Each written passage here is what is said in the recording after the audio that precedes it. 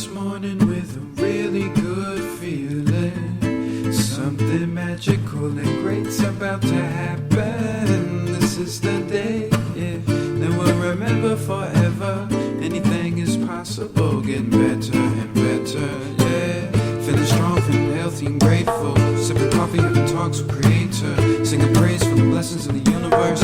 Giving love to our beautiful Mother Earth. Dying every night and waking up to rebirth.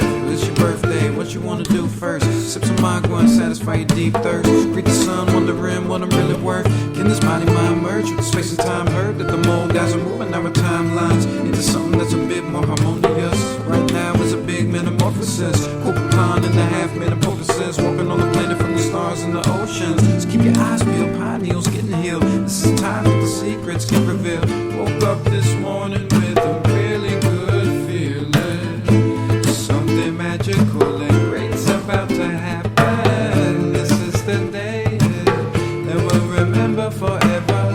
Anything is possible, getting better and better. Feeling good, feeling love, feeling beautiful. Feeling wind on the back of an eagle. Big spirit guiding us to a people. Standing up strong and tall like a tippy pole. Expecting miracles, magical visuals. Passion, the planet, one family, all equals. Healing waters and the medicine of knowledge. New sunlight with extra wattage. How I love you and all your pretty perfumes. All we wanna do is play you some good tunes. That's the best we express our gratitude. And it's intentional, so let it all be possible. Pass the ball, y'all, let the prayer snowball. Till this all reggae-diggy paradigm falls. What goes up always evolves. And revolves involves all your in-laws. All our relatives from minerals to mammoths. We're the planets, so plant some plants, kid. Didn't plan it, but it's still gonna happen. That's the satisfaction of attraction. There's some laws to a cause and affection. Positive reference, powerful reverence. And you don't get a break for 1 second. Magnetic, forever connected. Woke up this morning with a really good feeling. Something magical and great's about to happen. This is the day that we'll remember forever. Anything is possible, get better and better.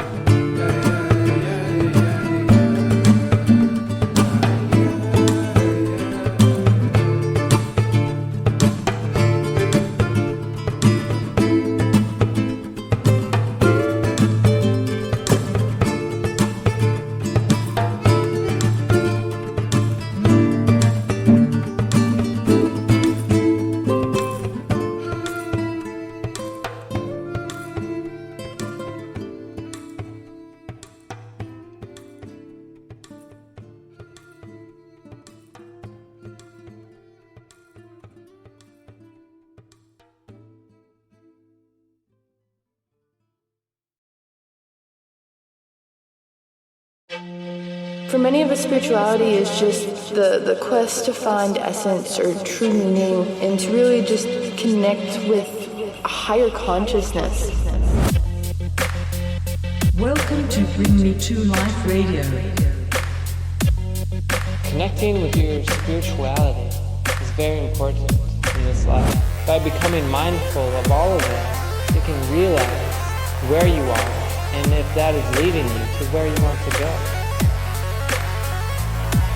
Listen to the little simple things, because it's those little simple things that are going to shift you vibrationally in such a way that will prepare you to become very intuitively minded and ready to step forward on the next part of your path. I hope you can feel the love that's inside you, it's inside me, that connects us.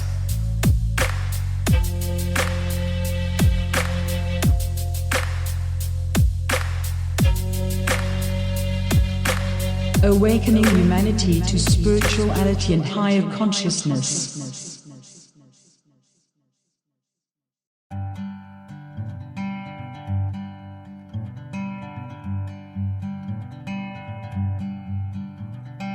By the water's edge, the current running swift. She sat down for a minute, trying to catch her breath. And she said, why am I so alone? Why are we all so alone? The floods came and divided us long ago. Nobody knew how to swim, stranded on islands of their own. She said, I will no longer cling to this shore of isolation anymore. She just jumped on in the current, pulled and twisted, knocked on rocks and flipped and lifted, rolling through the rapids, feel like drowning, head is pounding, lights surrounding, starting to float, drifting with the current, learning not to control. There's no way out, but there's a way in. There's no way out, but there's a way inside. Oh, oh, oh. Oh, oh, oh. Oh, oh, oh.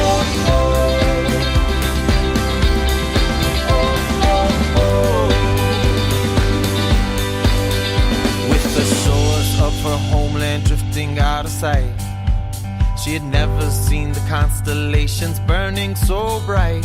New islands coming up over the horizon, find surprisingly not frightening. Heart and mind filled with excitement, spirits rising. All of the people rushed down to the shore, and they said, who is this child who's not afraid anymore? Oh, please come teach us, come and save us, free us from all that enslaves us. Show us how you learn to do this. Please, oh master, help us through this. Oh, she just smiled and she said, my friends, I am not a savior. I would not try to pretend that this is some kind of miracle, but I know where to begin. You just got to jump in. You just got to jump in. There's no way out, but there's a way in. There's no way out, but there's a way inside. And sometimes you'll find yourself adrift, and sometimes you'll be adrift and find yourself. 'Cause you're it.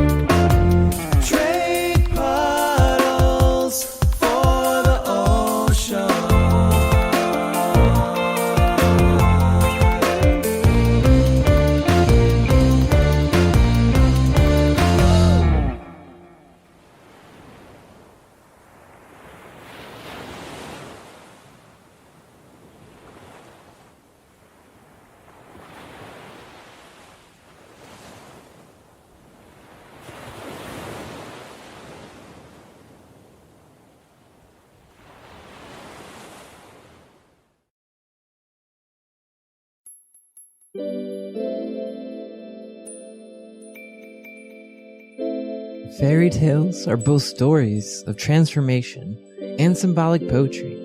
They are gifts from our ancestors, offering symbols and guidance for our human development.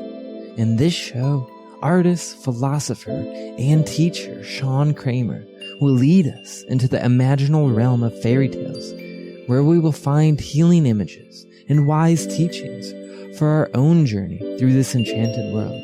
So welcome to Under Their Spell, meditating on fairy tales.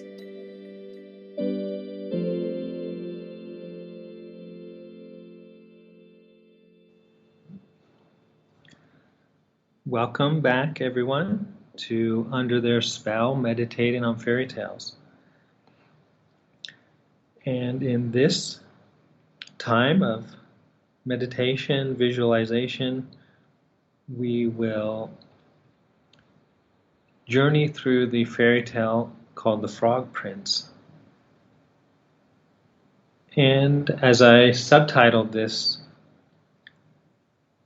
meditation, Time and Development in Fairy Tales.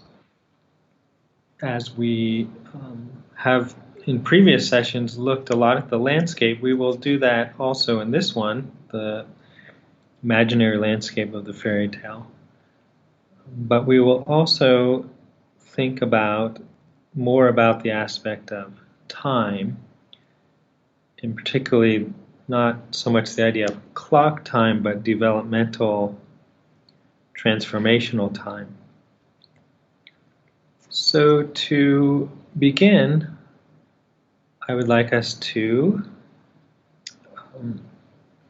do a little visualization to enter into the imaginal dream world of the fairy tales. So first, let us bring our attention, our awareness into our bodies. So as you breathe in, breathe your awareness inward and down and throughout your body. Let your awareness fill your whole body, your arms, chest, legs, as if it was a container for your awareness, attention, and consciousness. Take a few breaths, breathing your awareness in and breathing out tension, relaxing. Remember, relaxation is the bridge to these deeper worlds.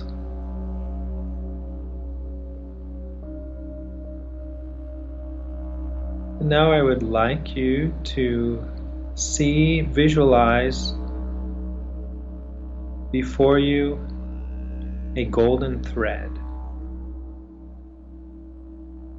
You've come upon and discovered a beautiful, brilliant, attractive thread of gold. You pick it up and you start to gather it and wind it up into a ball. Imagine winding this thread around and around to make a golden ball.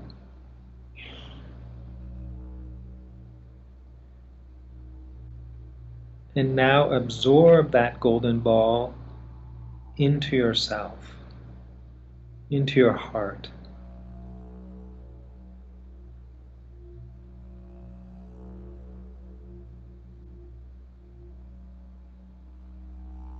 Now take a deep breath in, and then a deep, relaxing breath out.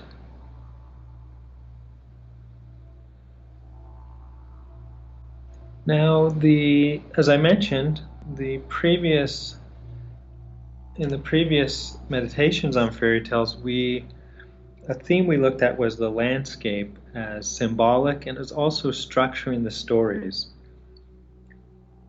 We saw a common pattern in the fairy tale Hansel and Gretel and the fairy tale Fitcher's Bird.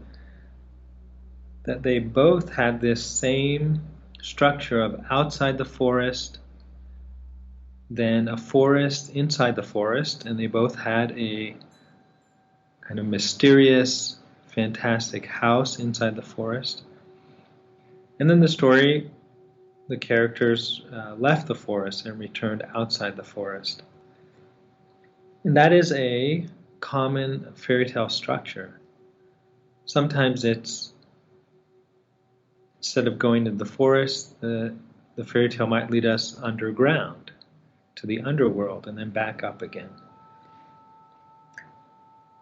And some things we saw about this landscape and the meaning of the forest, which we're going to meet again in this fairy tale today, The Frog Prince, that going into the forest was going into a kind of inner world. So in Hansel and Gretel, their journey into forest was almost like them going into their dream world, where in their life at home, they were desiring love and nourishment from their mother, but instead received rejection, abandonment, even threat of death. So they go into the forest and they find this image of their desire, of their mother, a house that is nourishing, protective. But then they go inside and find a woman who wants to harm them. So in a more fantastic, imaginal way, they find in the forest their own outer conflicts that they're experiencing in the inner world. And they work through these conflicts in the forest and come out transformed, having resolved their conflicts in very deep level, almost an unconscious level. In Fisher's Bird, the girl goes into the forest and finds a house made by a wizard that is wonderful, luxurious. She gets everything she wants, but there's a room where something awful is hidden. And that represents her own inner world, that in her imagination she has created a protection, a fantasy dwelling to keep herself from looking at something that she is afraid of or finds traumatizing. Now, in this fairy tale, The Frog Prince, we have something similar to that, but also something different. And we will include that landscape dimension, but bring in the time dimension. The actual structure of our story has 3 scenes. The first one is actually in a forest. In this fairy tale, we begin right in the forest, which I think is significant. It's not a journey into the forest. It starts in the forest and then tells us more about after leaving the forest. The first scene is a forest. The second one is at a table having a meal. And then the fairy tale ends in a bedroom. So we go from a forest to a dinner table to a bedroom. And we will first walk through our fairy tale part by part, and then we'll come back and look more at the fairy tale as a whole and see what that reveals to us when we see the whole thing together.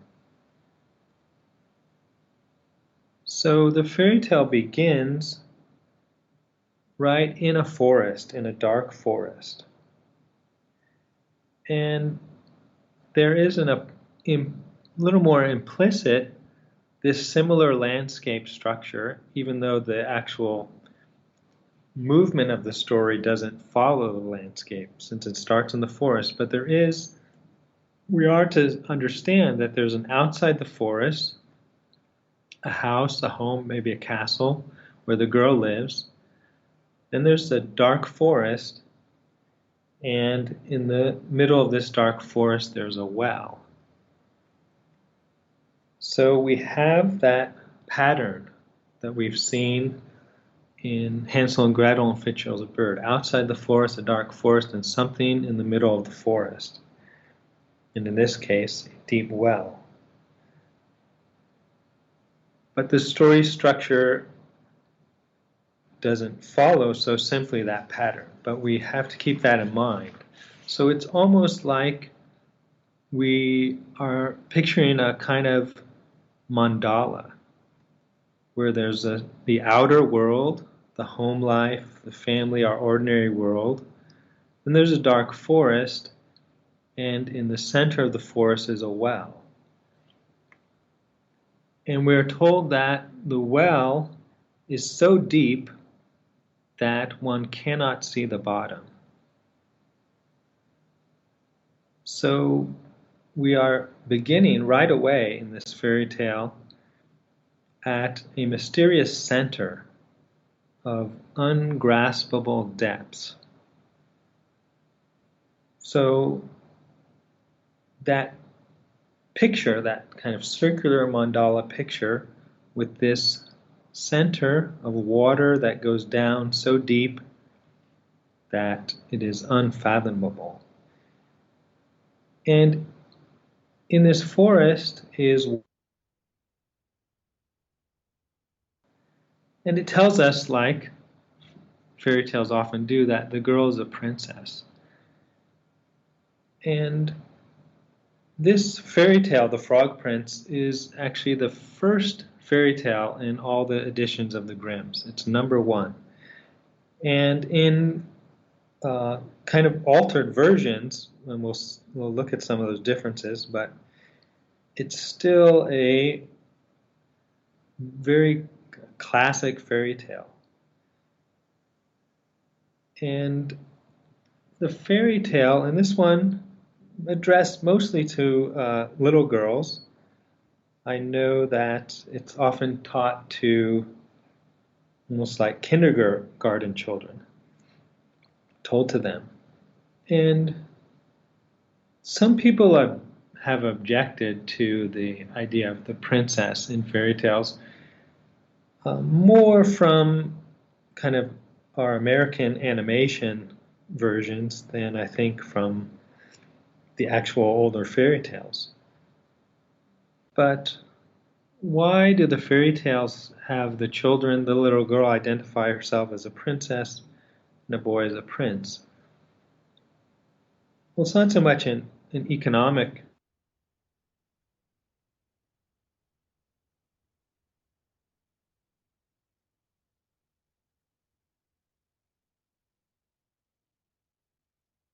or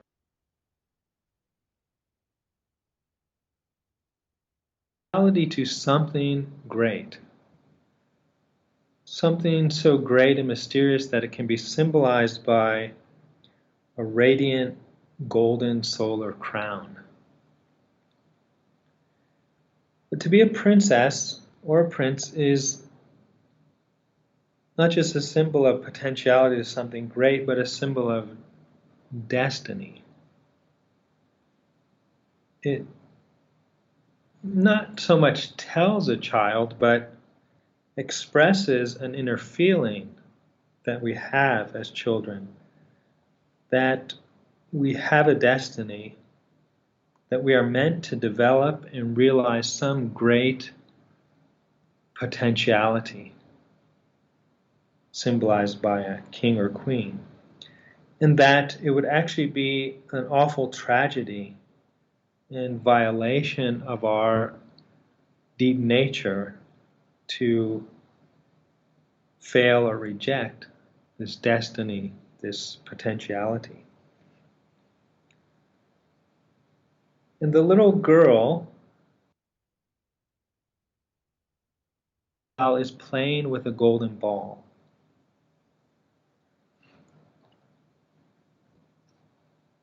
So just right away, let's picture this imagery and think about what the fairy tale is doing. This is just first couple sentences, if we read it in the Grimm's version. And it's very non-descriptive, just tells us that there's a dark forest with a bottomless well and a little girl playing with a golden ball. The fairy tale tend to be very brief, non-descriptive, not flowery language. Sometimes when they're turned into literary versions, that's changed. But they're almost kind of a Zen-like austerity in the imagination.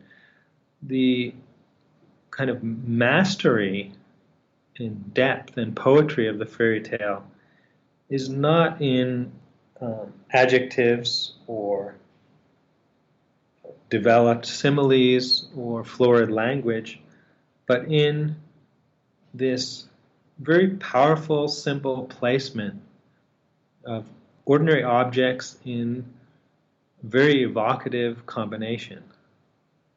Forest, well, a little girl playing with a golden ball. I like to recommend to people interested in fairy tales to learn the fairy tale almost by memory, not word by word, but that you have the pictures, you can go over the fairy tale in your mind and then just sit in your imagination with these images and let their power unfold for you. The golden ball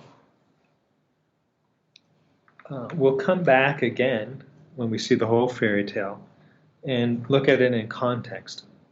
But it has, I think, an obvious likeness to a sun, right? A golden sphere. And she's playing with this golden ball, and she loses control of it, and it drops down into the well, into the darkness, the bottomless well. So there we already see, I think it's a secondary symbolism maybe, but it's of time, right? Of the sun, the light, the day and the night, the warm part of the year, the dark winter of the year, the natural cosmic time. So this little girl is encountering or having break into her life some of the mysteries of the vaster cosmic evolving universe. Now, she's looking into the well, very upset that she's crying, that she's lost her golden ball. She cries and says to herself that she would give anything if only she could get the golden ball back. She would give her clothes, her gemstones, her pearls, anything in the world, she says, to get back the golden ball that I have lost. So in this state of deep loss of what constituted her happiness, her focus, her desire, the center of her world, she's in this state of loss, looking down into the well that is so deep she cannot see its bottom, she can't see the ball where it's went. And out of the water arises a frog. The frog arises from these unknown depths, these watery depths, these deep, unconscious sources. Something comes up, something mysterious, kind of dreamlike, unusual, symbolic. A frog, a talking frog.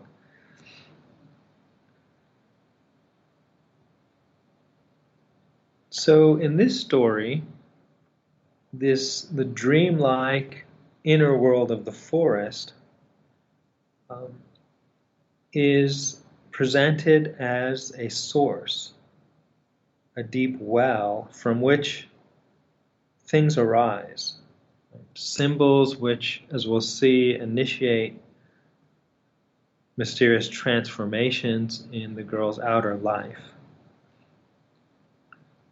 So in this way, it's different than Hansel and Gretel, where they start outside with their problems and go into the symbolic, unconscious world.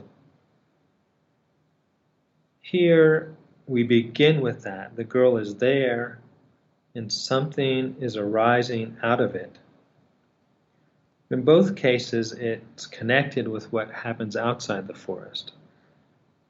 But in this story, we don't know yet what's going to happen. But it's almost like what happens here is the dreamlike symbolization of what is going to happen to her outside the forest, in the more ordinary world of her home and family. So the frog arises from the well and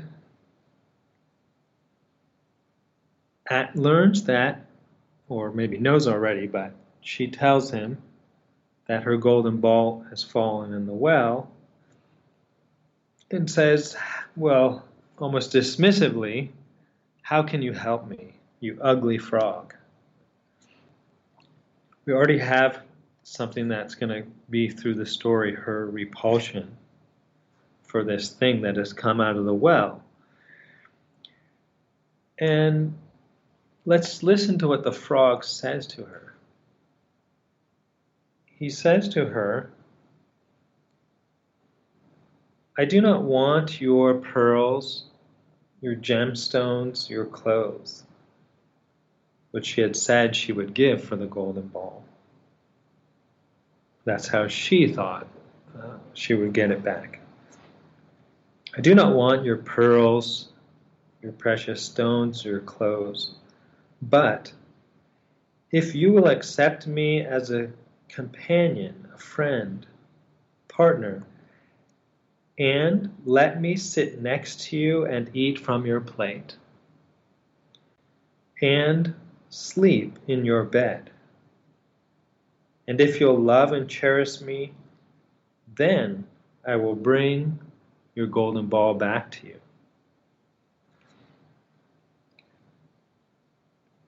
So there he lays down the steps and conditions which would allow her to get back this golden ball that she has lost and that has put her in this state of devastation and desperation, so much that she feels she would give anything in her life, in her world, to get it back. So he says that she must accept her and let him sit next to her and eat from her plate. So they must eat together and sleep in her bed. And we'll see that the story follows those steps.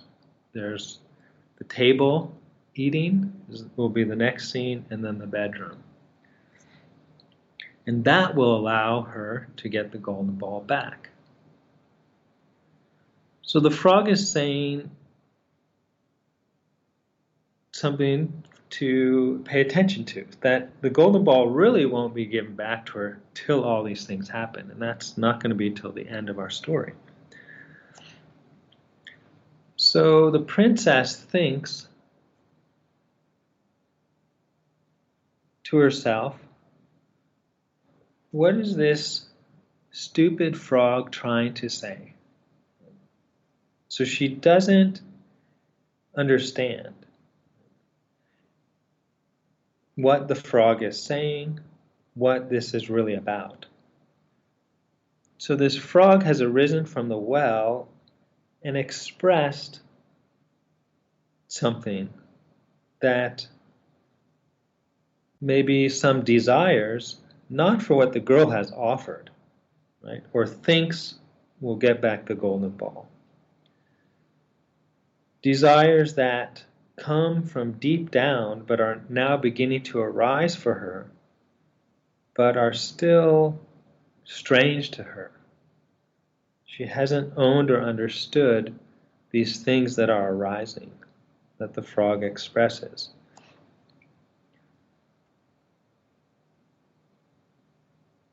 So she agrees, but not really seriously, not grasping what is happening.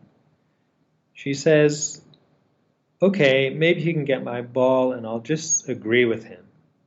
So she says, yes, just bring me back my golden ball and I'll promise to do all that. Now the frog hasn't, and this is in the earlier editions of the fairy tale, he hasn't asked her to promise. He said that you just must do these things to get your ball. But she says, okay, I'll do it, but she doesn't really think that she will or that it's even possible. She doesn't understand what it even would mean to do what he says. So it says the frog dives down and returns with the golden ball in his mouth, throws it onto the land. The little girl picks it up and rushes away, totally forgetting the whole thing or repressing or denying it. The frog calls out to her, but she pays no attention to him and runs away. But we can see that, so symbolically, it's showing that the golden ball will be given back by the frog. But according to the frog's words, she really hasn't gotten it back. She's almost like had a dream that this lost golden ball will be given back by a frog. So now we move to the next scene of the story, which is the girl is sitting at her table where she eats. It says, the next day the princess was sitting at her table when she heard something on the steps outside her house. A sound, a squishy sound, plop, plop. Right? So this thing is coming after her from the depths, still bringing with it these bottomless, mysterious waters up to her door. She hears the sound, goes to the door, and sees that it's the frog whom she had completely put out of her mind. She had repressed this. It was like a forgotten dream. And in fear and repulsion, she slams the door and returns to her table. So for this little girl who has an arranged life, a table set, a place where she can control and arrange her environment, decide who sits with her, something has arisen from watery depths that she is very uncomfortable with. And she wanted to ignore and forget, and now it's knocking on her door. So again, she tries to block it out. She slams the door against this thing that's arising that she doesn't want in her life. And for us, this happens really over and over again, that changes start occurring in our established orderly world, which we cannot stop. They come from dark forests, deep wells, from sources that we cannot grasp and see the depths of. And with a power and insistence and mysteriousness that we might like to block out, but they follow us and keep arising and knocking. So into this orderly environment of this little child, this ugly, sliming thing arises from these bottomless waters that are in the dark forest of her mind, her soul. And she thought she could leave it there. Even though it arose, she thought she could forget it, leave it there, but now it's come to her door knocking and wanting to be not only allowed to enter, but accepted and loved, embraced, integrated. Even though it's still wet, slimy, carrying that cold, wet darkness of the well. It's like a dream or memory of a time when we felt some great loss of our golden ball, our comfort, our desires, and saw it fall into a black depths, kind of bottomless, abysmal, that we intimated was the sources of deep things in ourselves, our very desires, fears, and we run away from that experience and vision. We want to quickly forget that scary, incomprehensible thing we've experienced and intimated that is our own source, and the actual source of our so-called ordinary life, and the changes that are happening. But we like to block it out because it's deep, dark, it can be scary, repulsive, slimy. There's a phrase from a poet: what is the origin of all these forms that I see? The source of all that will be born. This girl somehow touched upon that, but wants to shut it out. And it's her father that forces the integration or forces the contact with this frog. He asks her what has happened and says, you've had this encounter, you made some kind of promise, and there's no going back. This is what's happening. This is your kind of destiny. And it's interesting that there's a lot of stories that have some similarities, and we'll later look at some of the others, where a girl's future partner or husband is some kind of animal. And the connection or perseverance of the girl with this, what seems to her an animal, is made through the father.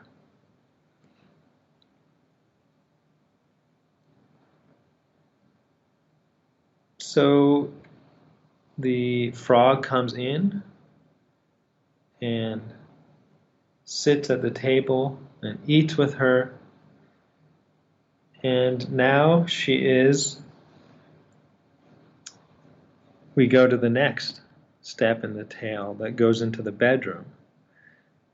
The fairy tale says, when the frog had eaten all he wanted, he said, "Now I am tired and want to sleep. Take me to your room, make your bed, so that we can lie in it together." And the princess was horrified when she heard that. She was afraid of the cold frog and did not dare to even touch him, yet he was supposed to lie next to her in her bed. She began to cry and didn't want to at all. So her resistance and actual fear, horror, is becoming intensified. But the king becomes angry and commands her to do what she had promised.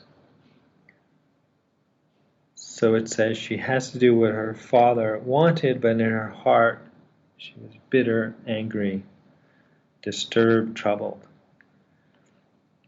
So she picks up the frog with 2 fingers, is touching him as little as she can, and she carries him into her bedroom, climbs into her bed, but instead of laying the frog next to her, like she's been told to do and promised to do, she throws the frog against the wall. Splat. She throws this frog and splatters him against the wall and shouts out, "Now leave me in peace, you disgusting frog." Now this, what happens next is from that splatter, the frog comes down off the wall onto the bed as a handsome young prince. And the fairy tale ends. When the frog came down onto the bed, he was a handsome young prince, and he was her dear companion. And she held him in esteem as she had promised, and they fell asleep together with pleasure. Now, when this fairy tale was translated from the German into English, the translator, Edgar Taylor, changed that. And instead of her throwing the frog splat against the wall, and that being the means of transformation, he had the frog sleep in her bed for 3 nights, and then he becomes a prince. And then we have other versions where the princess must kiss the frog. So interesting, they changed that, which I think is actually something very profound and interesting, that the transformation comes from her really expression of disgust and an act of violence. So to see, maybe get more idea of what that might mean, let's go back and look at the story as a whole. So that's the whole story. We've seen it. Begins with a golden ball, goes through this conflict with this ugly frog, and ends with the girl and the prince falling asleep together in bed with pleasure. Now, let me ask you a question. How old do you think the girl is in this story? And how much time has passed through the story? Often people have a little trouble saying exactly how old she is. There's kind of a conflict. She seems like a child with a golden ball, then she's married in bed sleeping with a man at the end. And it actually doesn't even say she was married. In later versions they added that he becomes her husband. But I think it's just put very briefly. Sometimes people will say, well, in maybe some older times or different cultures, the girl were married off very young. But if we think of it, look at it. So the conflict is that it's in the beginning. It seems you would imagine she's really a young little child playing with a ball, toy. At the end, she's a young adult with a partner, a man or husband. And the literal time of the story is really 2 days and 2 nights, because it tells us that the frog comes at the door when the girl is sitting at the table the next day. And then she takes him into her room, and then they spend the night together. So we've had 2 days and 2 nights as the story has literally told us. But we see that what the story is telling us about, well, let's think about some of the symbolism, and we'll unfold it, and especially the golden ball and the frog. The golden ball, in the beginning,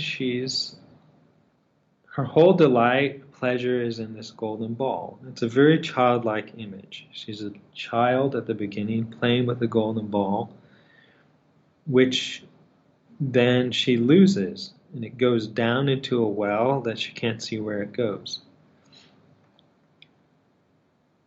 So that is an image of what we experience as children, that there's a period where we live in these childlike games and delights, and then we move into a phase where they don't give us that same joy and fascination anymore. We start to lose those childhood delights.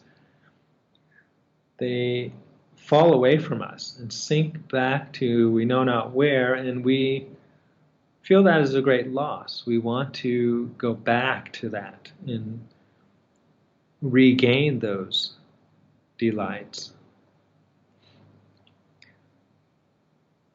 of childhood. So we feel this terrible loss. I remember my little sister had an imaginary friend, as a lot of children do,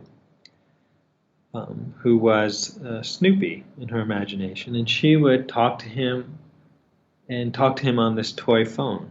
And he was very real to her, and me and her other older brothers found that amusing, and we would say, oh, do you want to talk to Snoopy? We'd bring out our phone and like to watch her talk to Snoopy. And we would do that, and she would respond and have conversations. And then suddenly she didn't want to do that anymore. We would say, oh, here's the phone. Do you want to call Snoopy? And she said no. And we said, why not? And she said, Snoopy's gone away. We said, where did he go? And she said, he went to Spain. I don't know where that came from, but she was changing. She wasn't able to find that same delight or satisfaction or kind of imagination or whatever it was giving her to talk with this imaginary friend. So she expressed it by saying he went away. Of course, he didn't go away. He wasn't there. But it was a change in her that she was expressing symbolically by saying this childhood friend went away. That's like the loss of the golden ball.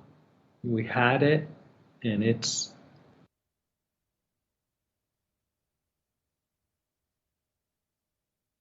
this child, we had that fantasy. Maybe we had imaginary friends. We had these games we could enter into, and then it goes away. We lose it, and we might feel a real sadness in it. I know I did, and found it difficult and confusing, and wondered what happened, or did I do something wrong? How could I get that back, that golden ball? Now, what about the frog that comes out of the well, and why is the future prince in the form of a frog? In other fairy tales, it's the future partner or husband of the girl or young woman is also often an animal, but different animals. She's just said a beast in Beauty and the Beast. He is, or a lion or a bear. In this fairy tale, it's a frog. So it's a little different energy to it. A lion or a bear or a beast is kind of an object of fear, aggression, something that could potentially be violent to us, hurt us. So that could be symbolizing the young woman's fear of that potentially powerful violence that could come from the man, her partner or husband. But the frog doesn't evoke that, but it evokes kind of disgust and revulsion. She's repelled by it, not really frightened as an object of violence, but of something disgusting. And so that's a very good image for the discomfort, anxiety of a young girl in relation to her future sexual partner, regarding the things about the sexual intimacy that seem repulsive or disgusting, unpleasant to her. This ugly, slimy frog that she doesn't even want to touch.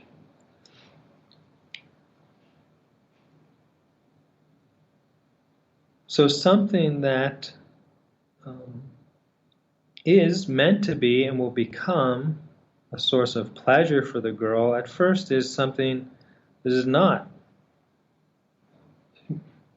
seen as pleasurable or desirable, but something repulsive and disgusting.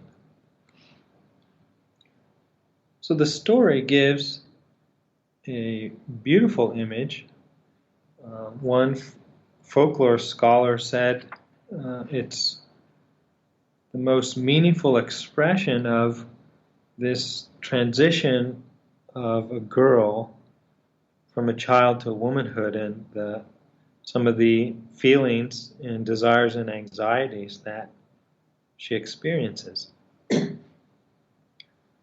So the three parts of the story are actually three phases in a human development, of a part of human development, not the whole human life, but there's the first part of the story, there's the delight in the golden ball, which is the childhood. Then begins a new phase when the golden ball is lost and something else begins to arise, which will eventually become a replacement for the golden ball, will give her the delight that she had in the golden ball, but in that middle period, it's actually a source of inner conflict. And at the end of the story, that conflict is resolved. She's in the stage of adult life, of intimacy, and the physical and emotional intimacy of adult life are a source of pleasure for her. So at the end of the story, she's actually got back the golden ball. Says she falls asleep in her bed with the prince with pleasure. The state that she had at the beginning, the pleasure, and lost in the middle, is regained, not with a toy, but with another human being, in this case, a sexual partner. So the story, though it is told as if it takes place over a couple days, is really describing what happens over years. The transition from childhood to adolescence to young adulthood, and especially in regard to sexual intimacy. This story is, as I said, often told to very young children, like 5-year-old children, and they love it. But certainly consciously, they don't understand what it's about. But in some level, obviously they do, because they want to hear it and they delight in it. And what's happening is the fairy tale is giving the child images of what she will go through, but cannot understand because she hasn't experienced it yet. But so the child is going to go through these changes and is starting to feel these things and has maybe some intimations, but can't understand it, but is helped by getting images for it. We actually hunger for these images, symbolic images of our development, towards stages which we haven't reached yet. So the story, and we'll see this more as a theme as we go along, that fairy tales, as I've seen them, are very much doing what this story does, symbolizing the processes of human development. And in this case, the emphasis is on the change in desires, that as we go through changes in life and development, our growth involves changing our desires. So not attaining our desires always, but actually losing those desires and letting new desires arise. So it's different than a story about having a goal and desire and overcoming things and getting what you want. This is actually a story about changing what you want and telling you that the things you want now and find so important and delightful and pleasurable are going to change and are meant to change. You're meant to let go of the desires and discover things, new desires for things that haven't yet arisen in your consciousness. A friend of mine said when he was a little boy that he sometimes thought his father was really not very smart because he observed that his father made a lot of money, and he saw he had enough money to fill the whole refrigerator with soda pop. I mean, they could just have soda pop all day long and all different kinds, and his father didn't do that. And he just thought his father just might not be all that smart with his money, because if he had that money, and when he gets that money and grows up and has a job, he is going to definitely fill the refrigerator with soda pop. And my friend is grown up now, and he does not have a refrigerator full of soda pop. His desires changed. Things that he couldn't imagine would give him happiness then give him happiness now, and the things that seem so important and desirable at the earlier phase fade away and don't give that same delight and pleasure. And if we don't let this process happen, we become stuck and fixated and stagnated, right? Like someone who just stays in Willy Wonka land with chocolate rivers and candy growing on trees, or who stays with beach parties and teen music, and we just, those things give us pleasure at a certain phase, but there are things that we can't even imagine, and this continues to happen through life, and especially if we allow it and don't resist it. So if we can take a few final minutes. I don't know if Suleiman, if there are any comments or questions on this fairy tale or any points about it. I might have missed it while I was tuning in, but did she eventually kiss the frog, and did it turn into a human? Okay, yeah.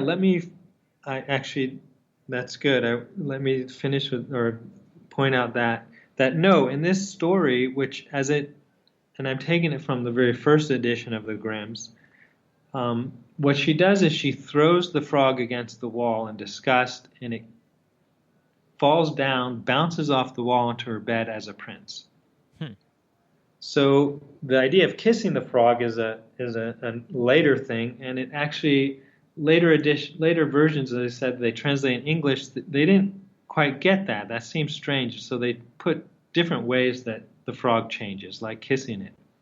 But in this one, it's an act of violence. She expresses what she's been holding back, right? She's been disgusted more and more, but her father's been telling her she has to do this, and she finally just breaks down and totally lets out her feelings and throws the frog against the wall, and it turns into the prince. And to me, that's very interesting and intriguing and insightful.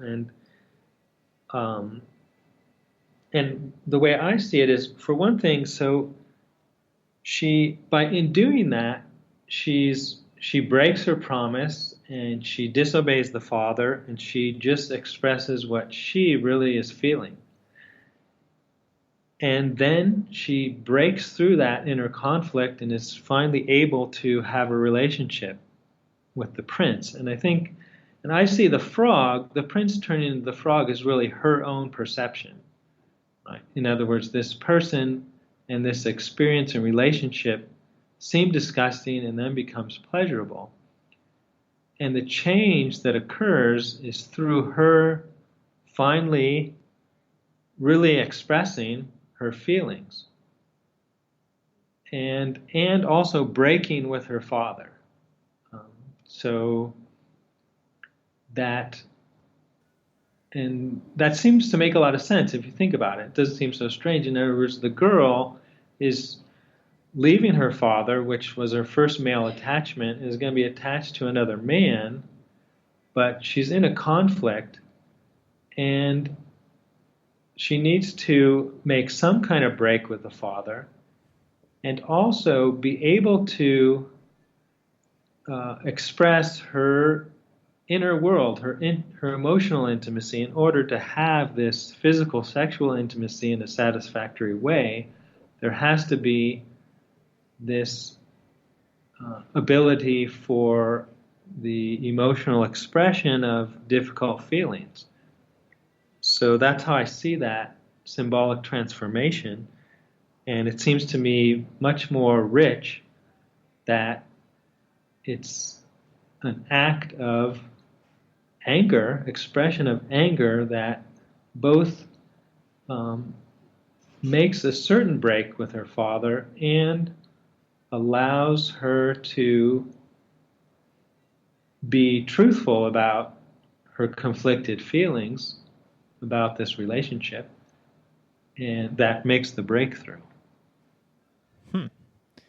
Yeah, it is super interesting. I don't think a lot of people would realize that, originally it wasn't the princess kissing the frog. Right. And to me, that it's much more like kind of provocative and psychologically deep, the original one, that I could see that people would change it to fit their ideas, but it seemed like there's more insight and depth in the earlier one. Definitely. It's a very, I like this story a lot. Yes, yeah, it's very, yeah, I think there's so much there to it. Well, thank you. And yes, so in the next one, our next session, I'll actually just focus on the idea of archetypes, and we'll use these fairy tales we looked at before, and we'll talk about continuing in this theme of developmental transitions.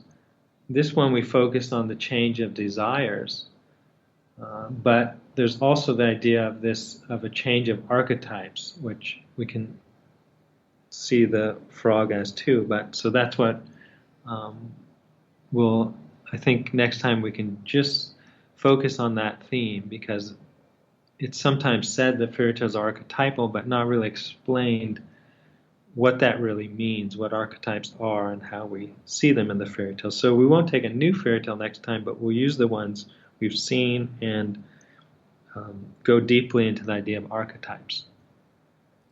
Brilliant. And I think that is, that's November 18th. Okay, yes. November 18th, and that will start at 12:30 p.m. Okay. Well, thank you. Did you want to do a meditation to end it, or? Yes, I would. Sure, we can finish with a brief meditation. Okay, cool. Go ahead. Okay. So let us come back again into our own bodies, our feelings.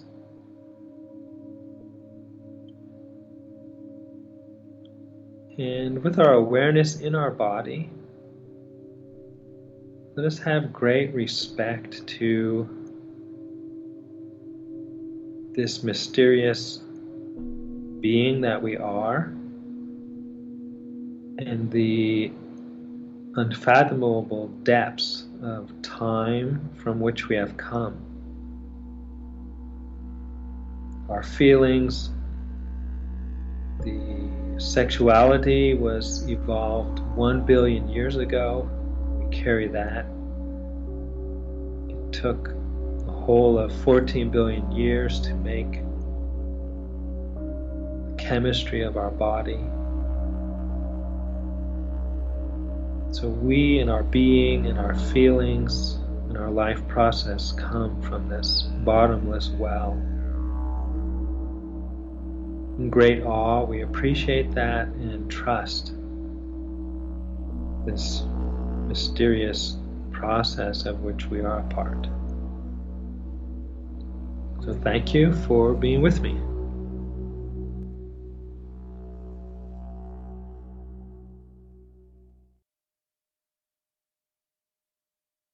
All right, everybody. Hope you enjoyed that episode of Under Their Spell, meditating on fairy tales with Sean Kramer. As we said before, the next episode is going to be Friday, November 18th at 12:30 p.m. Eastern Time, right here on Bring Me to Life Radio. Coming up in about half an hour, we will have a live interview with musician Mateo Monk to go over his latest album, State of Affairs. But until then, we will be playing some healing music. So sit back, relax, and enjoy.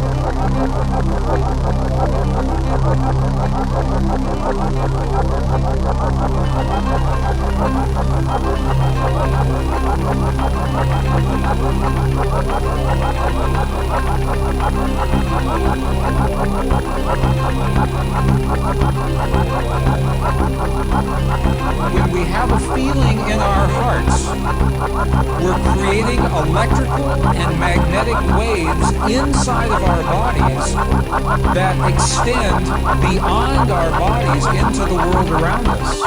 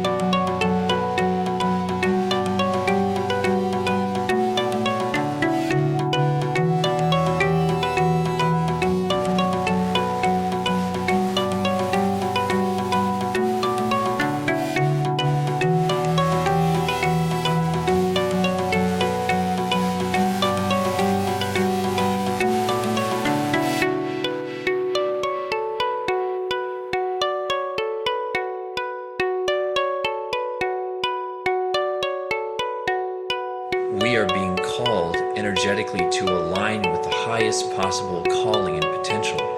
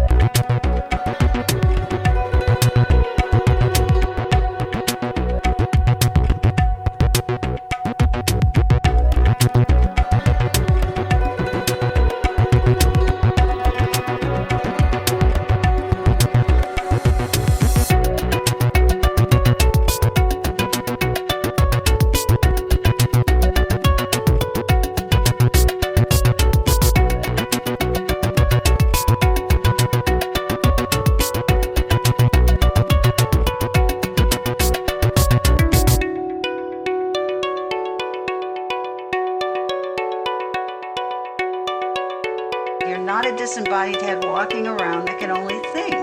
You have an intuitive sense, a deep sense of gut knowing, of wisdom and power inside of yourself.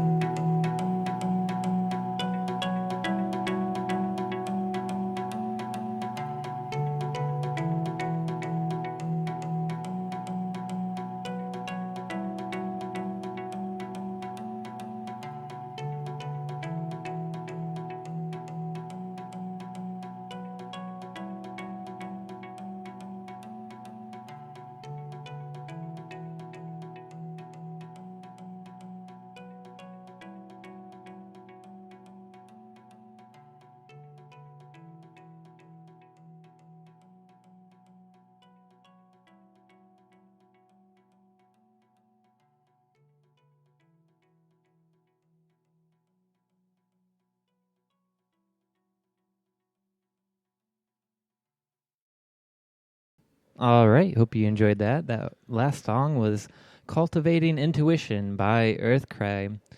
And now we have in studio with us right now Mateo Monk. Hello, Mateo. Hello. It's good to have you. Thank you for having me. Yeah, you're welcome, for sure. And we wanted to bring you in because we read on Appalachian Jamwich that you had a new album called State of Affairs. And, you know, from what I read in the review, it sounded really on point, and it aligned a lot of, you know, with what we're doing here on Bring Me to Life Radio. So I thought maybe it would be a good idea to bring you in. So for anybody who doesn't know who you are or hasn't heard any of your music, could you sort of explain, you know, who you are and what you're doing with your music? Yes, I'd be happy to. Well, I kind of I first started doing my thing largely as a reggae musician, a reggae hybrid musician, mainly playing with bands, starting out in Boulder, Colorado. But then when I came to DC, sort of following up some of that career arc, I sort of ended up shifting gears as I became disenchanted with certain aspects of the music industry and more inspired to, you know, just kind of carve out my own musical path. So I just sort of started doing the looper thing as a necessity, really, to have something I could earn a living with, earn my daily bread, but be honing my craft, writing the music, and get out there and, you know, hustling in the rat race, really. And but then that got to grow to the point where I started getting on some music festivals and starting playing for the right kinds of crowds, the people with open minds and hearts who really are there for the music and the message and the vibes, rather than a bar where people are there to chase tail and, you know, do their own little ego trip. So I think the setting is really important, and I'm very, very deeply grateful that I've gotten to a place in life now where more and more often I play in good settings where people are there to commune in a sort of spiritual manner with the power of music and the power of collective consciousness and community, you know. And yeah, so I think that's kind of where I'm coming from musically. A disenchanted reggae musician who is carving his path with looping to be able to just continue to create and put the vibes out there and connect with people as much as possible. Definitely.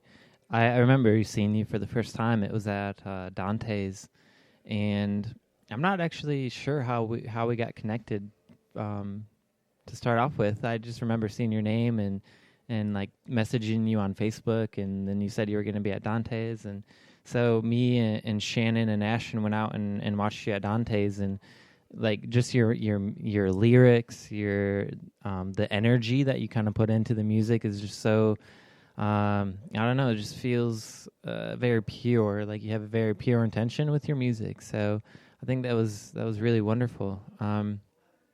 Why did you name this next album State of Affairs?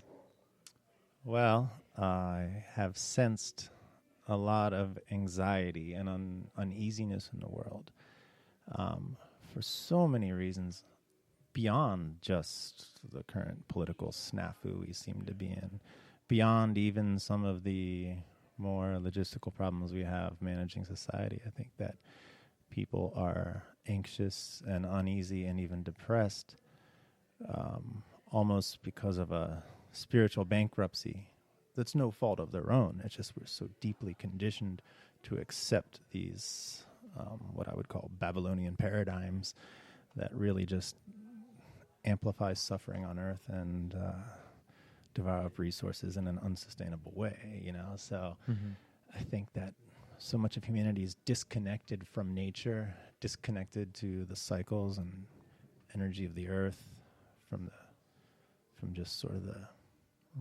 harmonic resonance of the earth and nature. And because of that, there's deep sadness and deep existential anxiety, and I can feel that suffering globally. So I named this album State of Affairs to just sort of talk about that situation in general. And some of it is political, and some of it is very spiritual. And, you know, it's funny, I kind of, I don't know where I heard it. I think it might have been the Bible, but just the concept of, you know, having an olive branch in one hand and a sword in the other. You know, you bring peace and you bring healing, but at the same time, you realize that healing isn't going to do much good if there's a system, if there's a systematic ignorance that is guiding the ethos of humanity that is increasing and multiplying, the starvation of the human soul, suffering, ways of life that are out of balance with nature, out of balance with our natural humanity, all these things, So anyhow, so this album is just, a simple artistic way to try to address some of these things, if not even to solve them, just address them. I think it's so important that you can't really heal until you sort of know the extent of your sickness, and so I don't know if there's healing in this album. I do believe there is, and guidance. However, more than anything, it's just saying, like, can we admit here that this is kind of sick, that people are suffering, and that it doesn't look like our leaders are really making the right choices and decisions to better the situation in a sustainable way. Right. When you said that, kind of like addressing the real issues, it reminds me of the word holistic. Like our healthcare, they try to address the symptoms, but not like the root of the problem. So I guess maybe your album's kind of like a holistic album here. Yeah, very much so. Sometimes I run into these ideological conflicts or intellectual debates, where people don't quite understand that holistic nature or the looking at the causes and roots of things rather than just the symptoms, and that's definitely key to my approach. Yeah. Cool. Did you want to introduce the first song? Sure. Inner Eye is the name of this tune. It starts off the album. I chose really to put it at the beginning, really honestly as sort of an homage to like classic reggae albums. There's these, sometimes the first tune is like this powerful kind of triumphant arrival of the conquering Lion of Judah. There's this feeling of the royal court doors have just opened up and something real is coming through, So yeah, I guess in a sense, musically and aesthetically, I was trying to recreate that feeling that I used to love so much, hearing some of my reggae heroes. But then, it talks about opening up the inner eye, and then it says, open like the western sky, when the sun and moon combine, the jewel of a silent mind. I think that the first and foremost cause of suffering in the world today is that our minds have run away with us. They're restless, and they're cluttered with input from every direction, and we need to take over our minds, understand our minds, get a grip on our minds and emotions to a degree, and become the masters of ourselves if we're going to really have any resilience and buoyancy in this world to keep things on the right track. So that's what this song is about, yeah.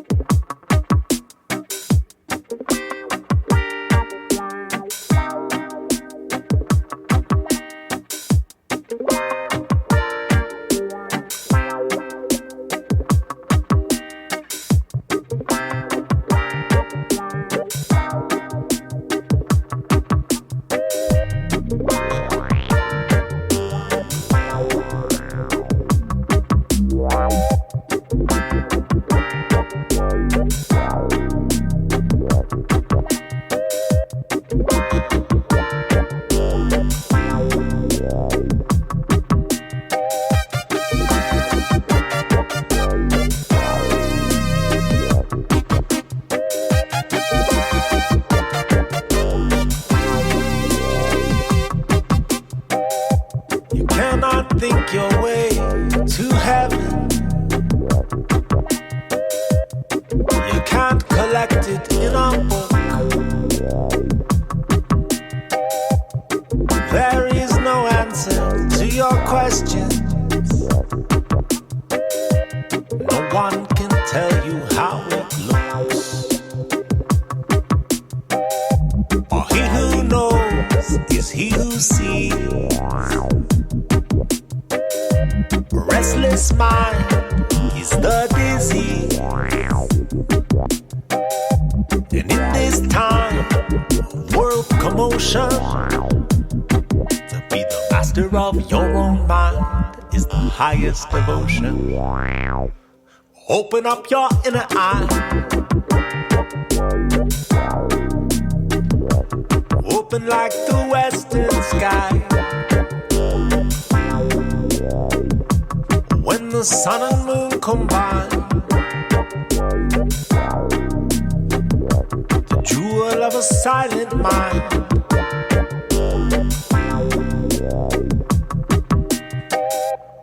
Stir up the pond and you muddy the water. Let it settle down before you have a taste. Then you can see all the way to the bottom, and all reflections of the heavens shining upon its face. But some of them, they stumble like the blind, even though their eyes are fine. Because without this inner light, even a noonday sun is an endless night. Open up your inner eye. Open like the western sky. When the sun and moon combine, the jewel of a silent mind. Open up your inner eye. It's the jewel of a silent mind. Talking about the inner eye.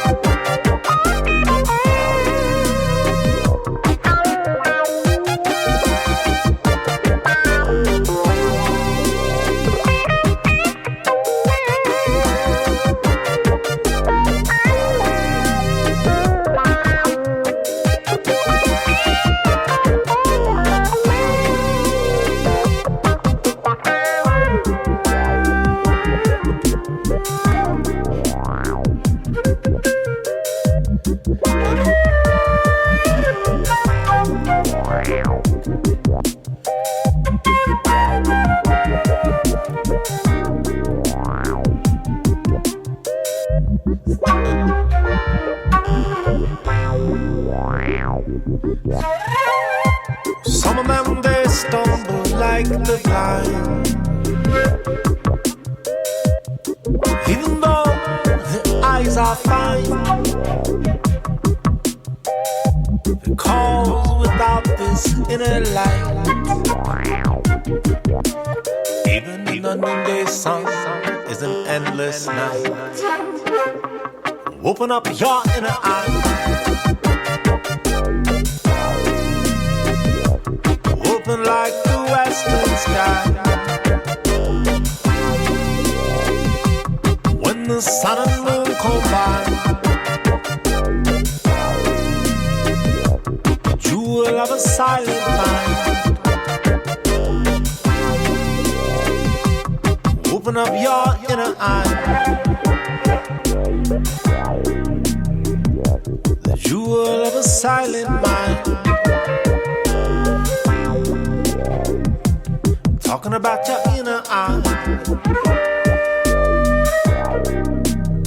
It's the jewel of a silent mind.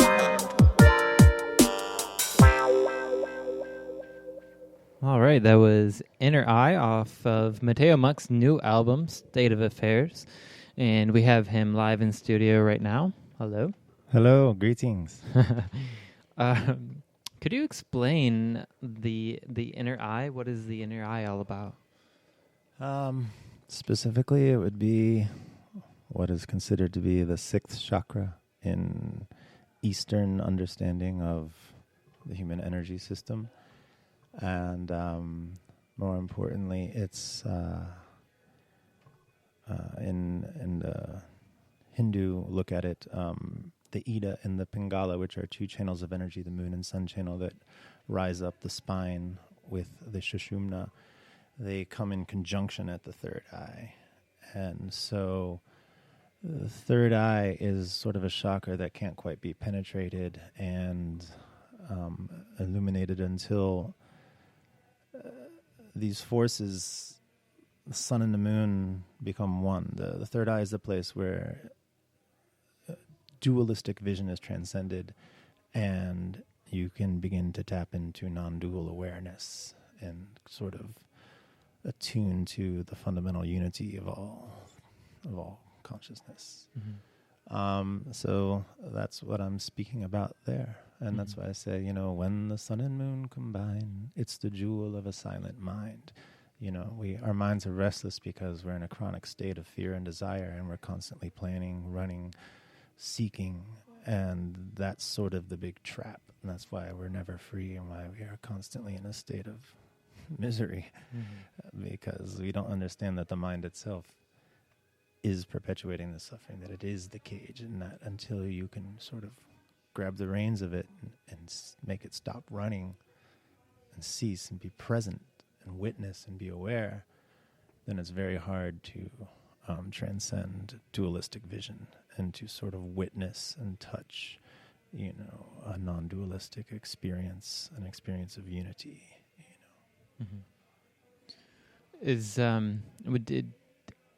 So obviously your music's very spiritually connected and very spiritually minded.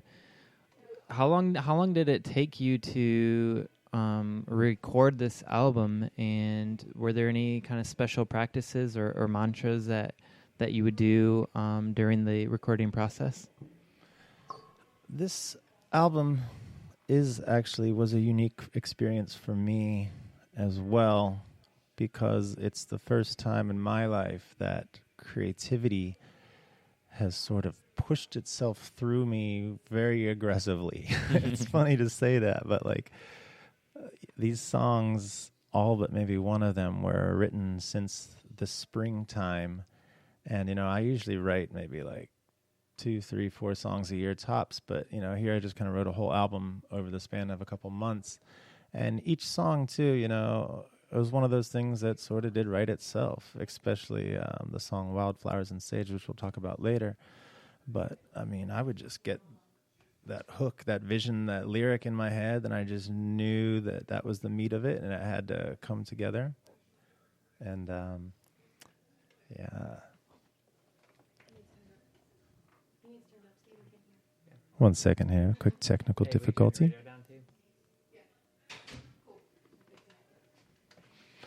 Yes, anywho, so where were we? Talking about your process for recording the Right, album. right. Saying that creatively aggressive.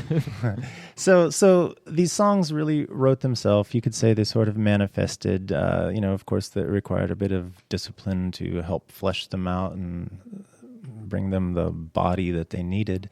But these things really just sort of came through this spring. And I knew there was a certain urgency to put it down and record the record. I'm a great procrastinator. It's one of my best skills. And, I had already told myself, I'd record this in the winter when things slow down, because I have a busy summer and I really do kind of get on the road a bit and run back and forth, try to keep in life together, So it's amazing for me personally that I was able to just squeeze in recording an album in the midst of all these midsummer things. But I just knew that, the way this album had sort of come through, it was relevant to today. It was relevant to now. And I knew that if I waited till after this election cycle, now's the time when people needed to hear these messages. Mm-hmm. So, yeah, I just sort of bit off a big bite and tried to get this thing done and worked hard and focused and got it done. One more thing, though, that I think is related to your question about my process and mantras and things, too, though. I recently posted a book that I had found very moving, and I'm usually not a type of person to place much of my spiritual faith on books, but over the winter I read I Am That by Sri Nisargadatta Maharaj. It's a classic book from the 70s by, he didn't write it, but it was a series of interviews. He was a realized saint who just worked at a little shop in India selling beady cigarettes that he rolled himself. a great sage selling cigarettes. It's just beautiful, how light can manifest in the strangest places, in the strangest ways. But he was as bright of light as there is. And his book, I Am That, is a very powerful transmission of his sort of non-dual awareness. And it's a very potent medicine for helping to sort of diffuse this dualistic maze of a mindset that so many of us are trapped in. And so over the winter, I read that chapter a day, just contemplating it, and it really did something to me. It took a weight off of my heart. It took a weight off of my mind. I can't even necessarily articulate what it helps me to see, but I definitely aha'd something that was fundamental and that since then has absolutely been unfolding and flowering and dawning. And it was a very large part of this album. I can definitely say without that experience, I don't think this album would have happened, nor would I've had the discipline to actually push it through. So that's a large part of it for me. And then in terms of specific things, I do have a daily yoga and meditation practice that's very important to me. I've kept it up every day for 11 years solid without fail, apart from maybe 3 or 4 days where I was either deathly ill or just something like ridiculously hard, But so it's just my standard daily practice mixed with the inspiration of that book, mixed with the urgency to express yourself in such a dire and confusing world climate. For sure. Beautifully said, definitely. Thank you. Especially the political climate at this moment. Did you want to interview, or excuse me, do you want to introduce the next song here? Sure. We're going to play State of Affairs. That's the title track of the album. As far as music and aesthetics, this one is unashamedly sort of a salute to Fela Kuti's style of music. And I purposely sort of wrote the lyrics in a little bit more of a politically aware chanting style to sort of suit the genre of the music that I was working with here, which is kind of an Afrobeat vibe. And then, so I just kind of try to lay out some of the basic problems and how it says I feel sad about and I feel mad about it. It's like I was saying earlier, it's the first step is witnessing the sickness. This song, I'm not sure if it offers any solutions at all. It's just a simple, humble statement saying, I feel sad about these things and I feel mad about these things. And that's it.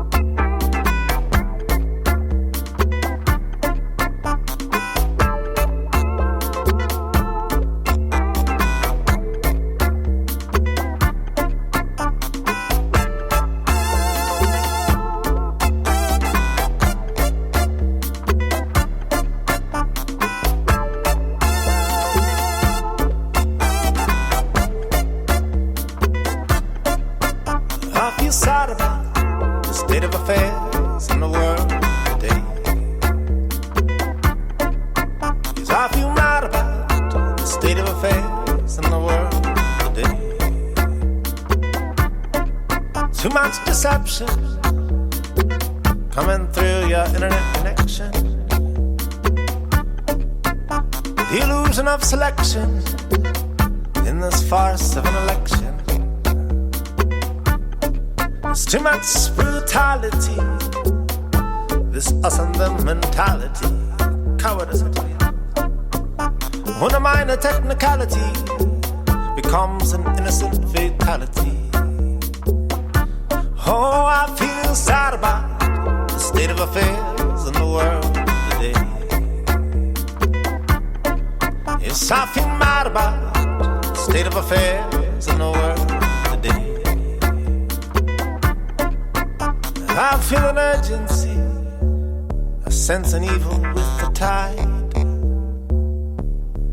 This is not the liberty for which our fathers died. There's smoke before the fire, and my head's getting hot. We've already jumped the fryer. This is the kettle pot. It's something sad about the state of affairs in the world today.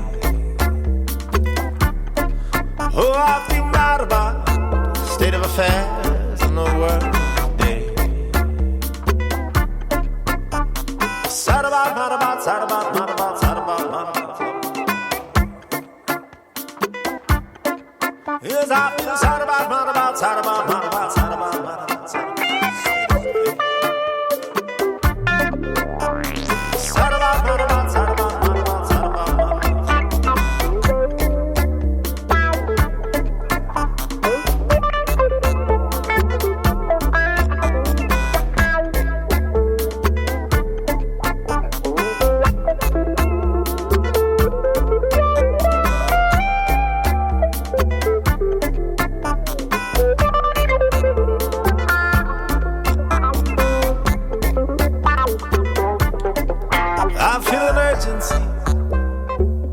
Sense and evil with the tide. This is not the liberty for which our fathers died. There's smoke before the fire, and my head's getting hot now. We've already jumped the fryer. This is the kettle pot. Something sad about state of affairs in the world today. And I feel mad about the state of affairs in the world today. Yeah, sad about, mad about, sad about, mad about, sad about, mad about. I feel sad about, mad about, sad about, mad about.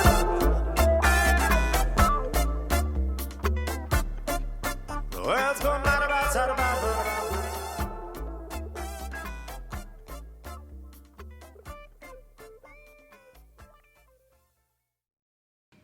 Okay, that was State of Affairs by Mateo Monk off his new album, State of Affairs. Title track. Title track, cool. So, State of Affairs, I know right now it's pretty stressful for a lot of people, mainly because of the two candidates that are running right now. Is this when did the song come out? Was it during like when Donald Trump was being Donald Trump out in the limelight? I know he's always been Donald Trump, but he like just recently started getting into the headlines. I think that this came out sort of in the early primaries or whatever, probably when Clinton and Sanders were going at it. Mm-hmm. And sure, while Trump was definitely starting to stir the nest. But I think that those things were actually pretty secondary for the most part. Like, we've had tons of police brutality, and I think what those elections showed me more than anything, like my ire doesn't necessarily go straight towards Trump and Hillary, although it does, don't get me wrong. But, the media, it's just so sad. It doesn't matter who you're for or against. It's a show, we're not, it's very carefully organized, the information that the public's receiving, and it's not fair and balanced news by any stretch of the matter. In fact, to find fair and balanced news these days is almost like finding a unicorn. It's getting more and more rare, and it's very sad. So I talk about that, in that song, nothing but deception coming through your internet connection, so all these things added to it, and then the political situation with Hillary and Trump was certainly just it's like spitting in our faces, right. Knowing how much real trouble we have in the world, and then seeing this clown show going on. It's just nothing but a parade of deception on both sides, and I have so little interest in it, Mm-hmm. Was this the song that the second song, State of Affairs, was it like one of the earlier songs that you had written and decided the name was so, on point that it was you decided to name the album that? Not to sound too mystical, but I usually, in meditation sometimes, I'll just kind of get a flash in my mind's eye where I sort of know or feel what either the spirit or something deeper in me, myself, I don't know, deep mind, but I get almost a flash of exactly what is willed to come into existence sometimes. It may sound a little lofty, but with this album, I mean, I saw the picture I wanted for the cover, and that song sort of wrote itself too, and as soon as it clinched itself, I was like, I think that would be a good title track. And that's not necessarily my personal favorite from the album or what I think is my most profound or anything, but it's the right title for this album because I want to address the state of affairs. Definitely. And you mentioned earlier that you had to put the work in, and you had to be disciplined. Do you think discipline is important in not just music but like everyday life? Absolutely. In fact, it's very interesting. I have definitely something to comment about that. Right before I made this album, springtime is here. I'm looking at my home and I'm like, man, like this is the year I have to put some work into this thing. The deck was getting bad. I needed to sand seal that. I needed to put a new roof on my house. I needed to get new gutters. Like it was like there's a certain point where a home's starting to feel a little negative, and you need to, like, if you want to value it and keep it, so that's what I was faced with this spring. And again, I had a lot of work, a lot of things going on, but it was sort of a therapy for me to just dive into that. And I can procrastinate creative work forever because it's so personal, and there's you kind of have to, there's some blood, sweat, and tears that are involved in birthing creative things, but laboring on your house can just be purely physical while your mind and heart are free to contemplate and do things. So I really just got deep on my house, and I worked hard, and I did my deck, did my roof, did all that stuff. And then at the end of that, I was like, man, you have no more excuses, bro. If you could get yourself to sit there and sand that deck every day for 6 to 8 hours a day, get your butt in the studio and do something worthwhile, you fool, So I think seeing what I was able to accomplish with basic life maintenance discipline made me realize, man, come on, man. You got more time and energy than you think. Get this done and stop making excuses. And the nice thing is, I feel like I've been able to ride that momentum. It taught me a little more about using my time valuably and getting her done, Yeah, definitely. I have gone through something similar, and just kind of starting that in whatever area of your life. If you got to do something, just kind of getting it started, and then slowly like picking it up, and then just like you said, the momentum. You're able to kind of ride the momentum into other areas of your life, and for you, luckily for all of us, for you, it turned into this album here, State of Affairs. Do you want to introduce your next song here? Yeah. The next song is my personal favorite from the album.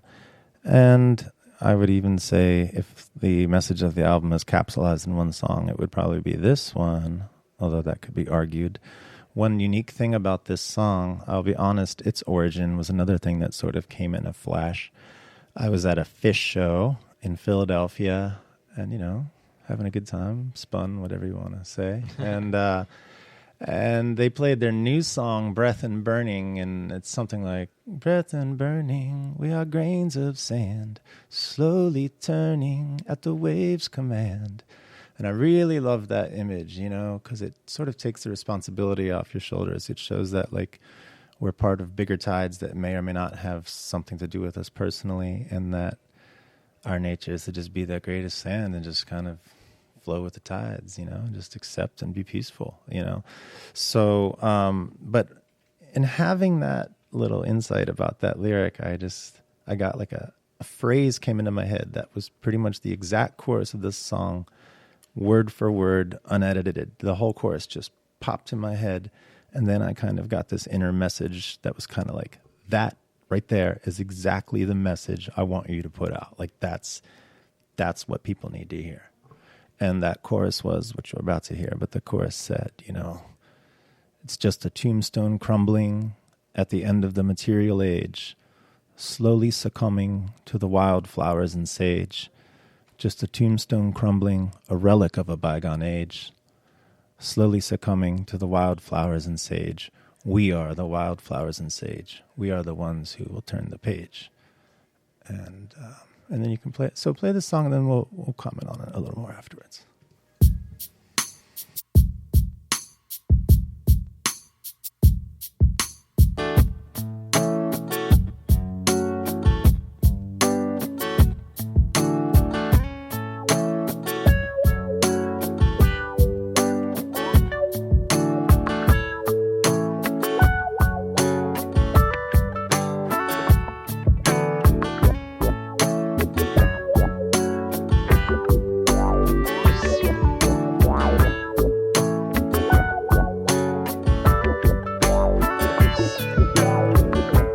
Every day, another tragedy in the news. It makes me say, Lord, the world has really got the blues. It's enough to drive you crazy.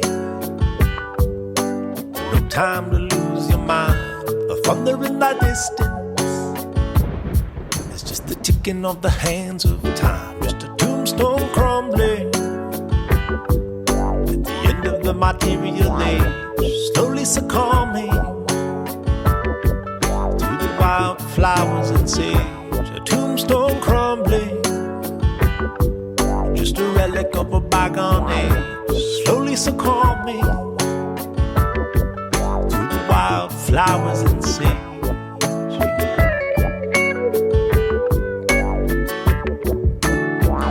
I felt like an outlaw ever since I was a child. I didn't fit at all. They were tame, but I was wild. This concrete jungle, you know it's not my world at all. It's a toxic bungle, and I would not wait to see it fall. Just a tombstone crumbling, the end of the material age, slowly succumbing wildflowers and sage. A tombstone crumbling, a relic of a bygone age, slowly succumbing to the wildflowers and sage. We are the wildflowers and sage.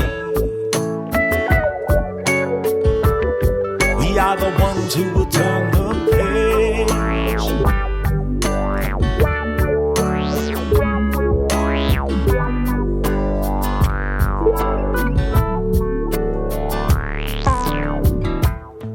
Must crack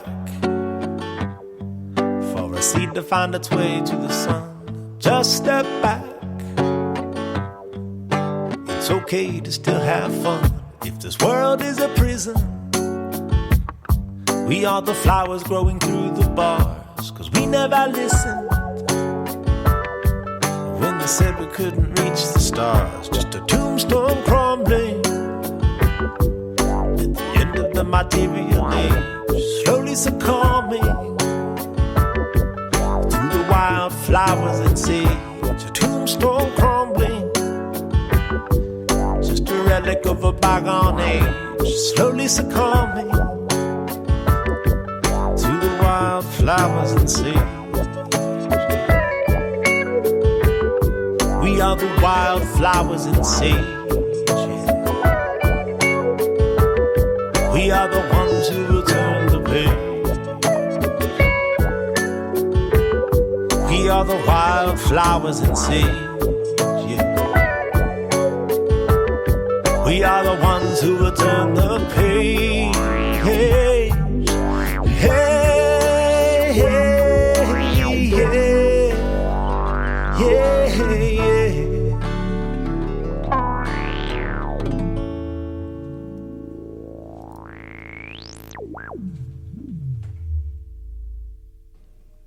That was Wildflowers and Sage off of Mateo Monk's new album, State of Affairs. That was a really beautiful song. Very, I don't know, mellow and just. I think I read in Elise's review about the album that it kind of reminded her of just, those summer days where you're just like lying in a field and you're not worried about your phone and all that material stuff like you're talking about. So I think that that's so perfect. And when you said turn the page, are you like referring to us? We're going to kind of we're going to move past the chapter of the material world where we're more focused on material wealth and stuff like that, as opposed to like spiritual wealth and things like that. Yes, absolutely. One of the ways I kind of look at things is I have a very, very nature-based spirituality. I think that the earth and all of its diversity and beauty and vastness is just almost quite literally the very flowering of the nature and essence of God. I mean, it's the flowering of creation. And I think that, all manifest phenomena is just a state of energy. I believe that everything is conscious, that everything is aware, and everything is awake, and I think that we humans have gotten so polluted in our minds that we've forgotten who we are and we've forgotten our connection to this vast and beautiful ocean of energy that is life. And it has its own wisdom, it has its own cycles, it takes care of its children. It does. Some people argue that, not nature is cutthroat, survival of the fittest. But even that's balance, it's cycles. There's no guarantee in this life. It's just beautiful to be part of such a phenomenal life manifestation that the earth is. So I guess what I'm saying, at the end of the material age, we are the wildflowers and sage. The tombstone is crumbling and slowly succumbing to the wildflowers and sage.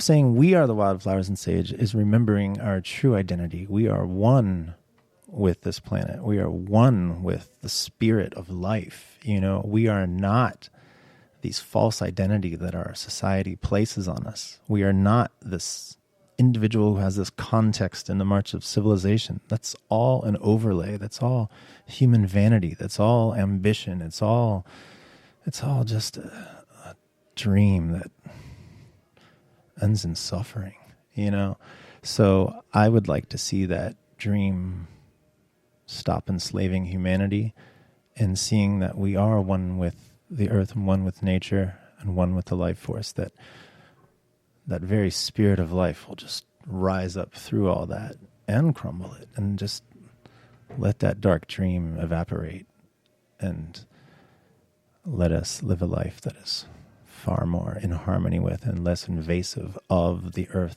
that celebrates the earth, that celebrates all life, that celebrates diversity, that can wonder at the beauty of it all and not just try to harvest it and industrialize it and sell it and use it for our luxury and comfort. I mean, there's so many paradigms that are just taken as a given, that are just completely accepted. And those same paradigms are not sustainable and they lead to suffering. And so sometimes people think I'm harsh in my judgments and condemnations of things, but I'm just trying to be real, man. Mm-hmm. This path ends in suffering and everybody knows it. Mm-hmm. So we need to get rid of these outdated paradigms that are enslaving humanity, and we need to turn our hearts and minds inward and orient our awareness back to the earth and rediscover who we are and what we have to celebrate here on earth. Definitely.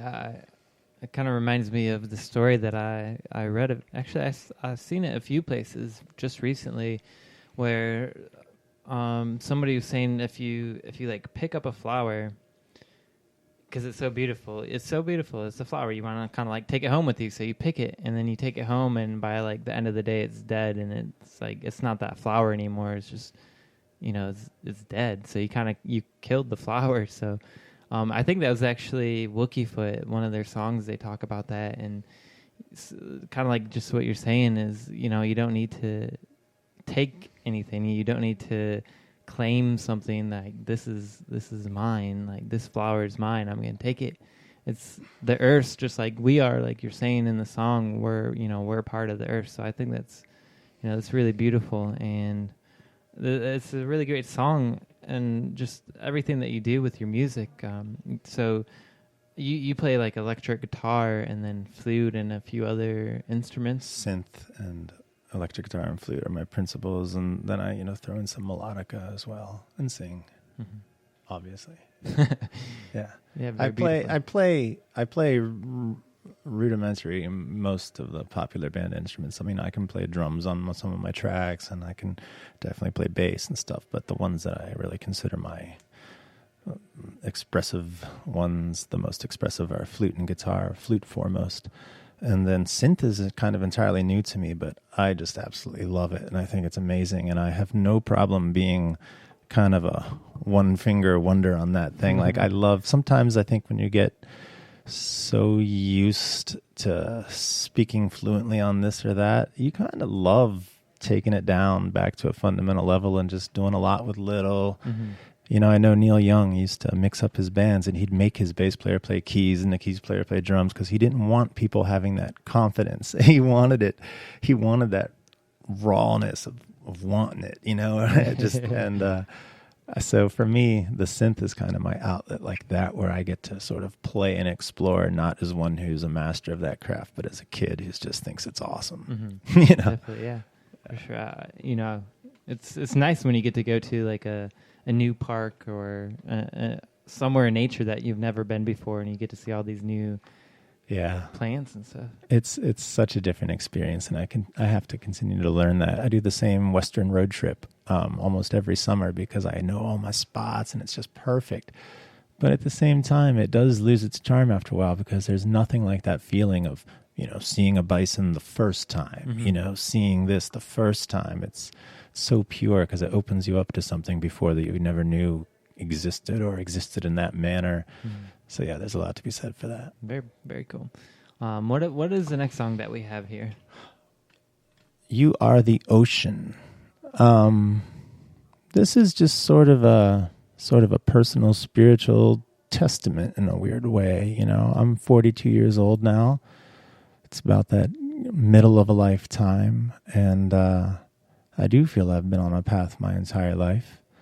And I also like one of the verses in the song says, there comes a day, there comes an hour when a seed becomes a flower, when your petals come all unfurled, when you open your heart to the world. Us spiritual people, we've been on these paths, we've been meditating and doing our yoga, but we kind of need to remember, like this is for real. It is about waking up. It is about salvation. This lifetime is highly precious, and we're very, very blessed to be here. We're very blessed to have the resources we have, the community we have. So it's just a song of like, this is for real, And so I'll let it speak for itself. You are the ocean. It's bossa nova.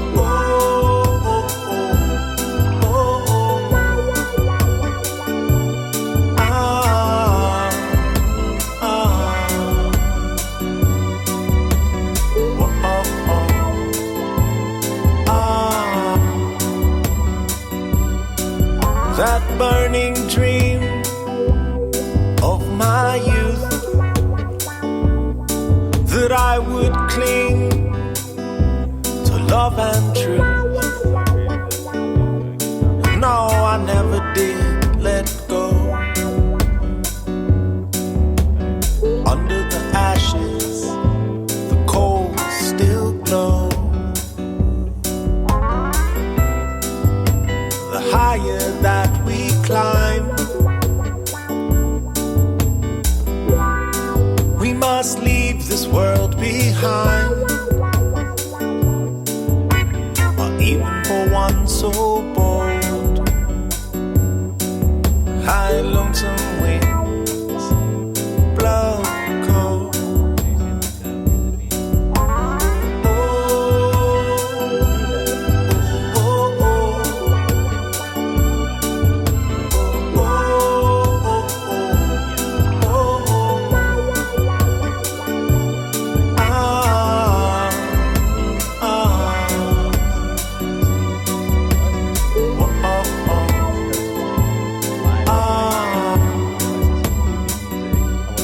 There comes a day, there comes an hour when our seed becomes a flower. When your petals come all unfurled, when you open your heart to the world, a raindrop falls into the sea, and it dissolves its identity, only to wake up as the ocean. Wake up, you are the ocean.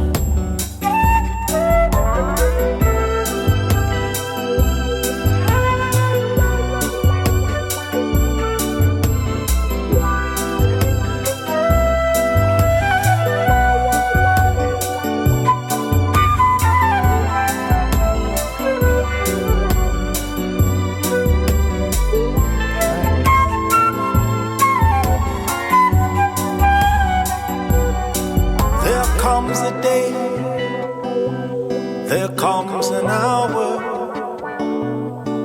when our seed becomes a flower.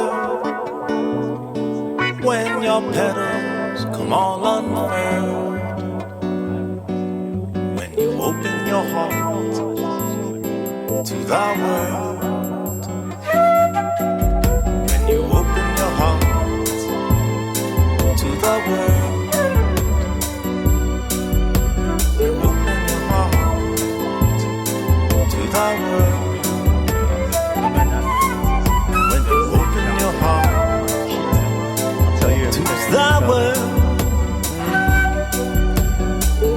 your heart to the world. When you open your heart to the world, open your heart to the world.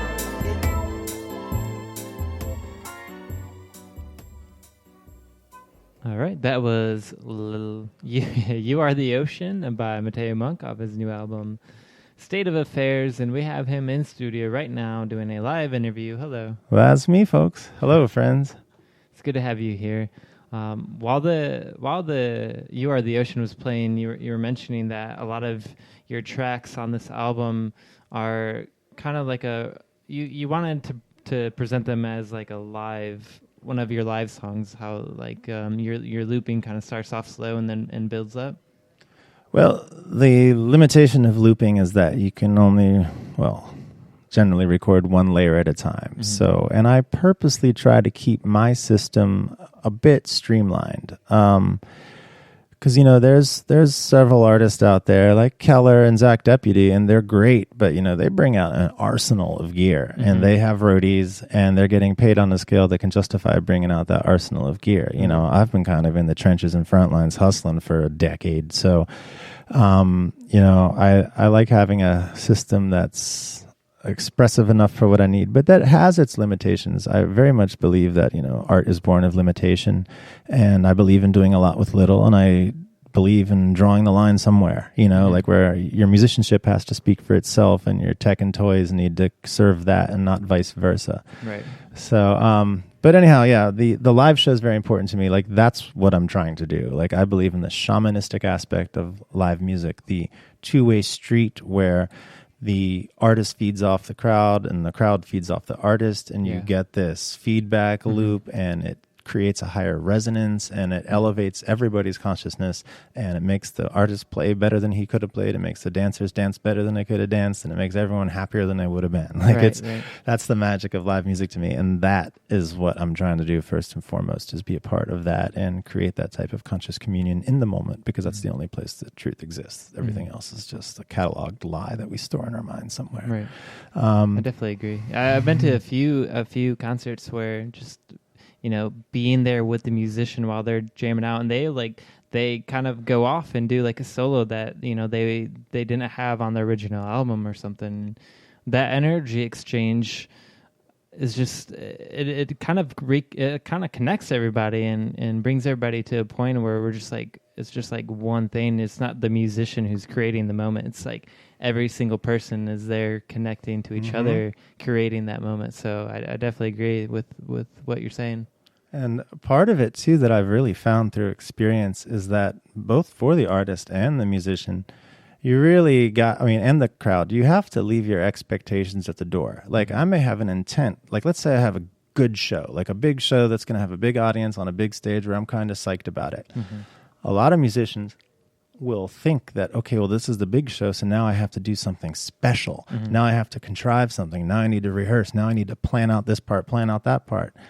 And what they do is they get up on that big stage and they tense up and they're trying to recreate something that sounded cool when they were practicing at home, but they're not present. They're not connecting to this audience in this moment. And it works both ways too, like I'm a Fish head, sometimes Fish fans get angry when like Fish doesn't play the type of show that they wanted to play. They're in this mood for this complete dragon psychedelic rager, and then the band's a little more introspective and wants to dust off some old tunes, try some new tunes, and like do some stuff, It's like, I just believe that for that magic to work, that feedback loop, both the artist and the audience kind of need to leave their expectations behind and be here for this and see what is in this moment. Maybe yesterday's show will be totally different. Maybe tomorrow's show will be totally different. But right now, I don't want to come in here with a preconceived notion of what I'm trying to put across. I'm here to feel what's up, make that connection, and then get that resonance moving through the power of music, and then see what types of flowers want to come out of that and what type of ecstatic experiences want to happen. But, it's a misunderstanding to think that any of us make it happen. We open ourselves for the opportunity for it to happen. We know when we believe it can happen, and we just try to center and get out of our own way and let it happen, So live music is really important to me. And that said, this album, I did try to make it, it's sort of like a polished version of my live sound. When I play live, I do layer my loops in one by one, and I tried to sort of recreate that on this album and not use tricks and tools that I don't use on stage. I just wanted this to be an honest portrait of what I'm doing. But of course, I have a home studio, so I want to polish some stuff, get that groove right, get that tone right, edit that one vocal. So this is kind of like my live show, but where I have time to go back and fix and tweak and polish. Right. Yeah. Bring Me to Life Network, we do a lot of podcasting and a lot of radio, so we know all about that audio editing. But it's not a bad thing, and it's fun. They say music and math are like two sides of the same coin in your brain, and I find that the editing totally exercises that nerdy math side, and I love it. Yeah, it's good to have balance in your life. Absolutely, you got to exercise all the regions of the brain, get that thing humming. It's important. Yeah. So up next, we have actually a song that's not on your new album. It's from something else. Well, like I said, this creative flow and discipline hasn't seemed to stop, and I was like, well, I just might as well get right on to the next one. This track is not... This is a live in the studio version. This is, you could say it's almost like a rough draft where I just kind of threw it down real quick and then mixed it a little bit to make sure it was tight, but this is not exactly the fully polished version. And I'm not apologizing for it. I mean, I think it's fine. But that we're talking about live music, and this was sort of a live performance in the studio. And I just one thing I want to say about this song. I sung this at the Sleepy Creek Music Festival, one of my favorite festivals, by the way. Big up Sleepy Creek. But I sang it there and dedicated it to Paul B., a promoter and absolute friend of the community who passed away recently in a sort of tragic manner. And but what's interesting about this song is I was writing it the week before his festival, the last festival that he threw, Frequinox. And then Frequinox, we had mad rain and mad weather, and it just kind of washed out everything. And I mean, yeah, I never showed up to that festival. I just didn't think logistically it was going to work for what I was trying to do. So I kind of stayed home and finished up this song. So it kind of is an interesting place for me because, you know, I did kind of bail on his last festival. And of course, that's going to make you kind of feel a little sad about that. Mm-hmm.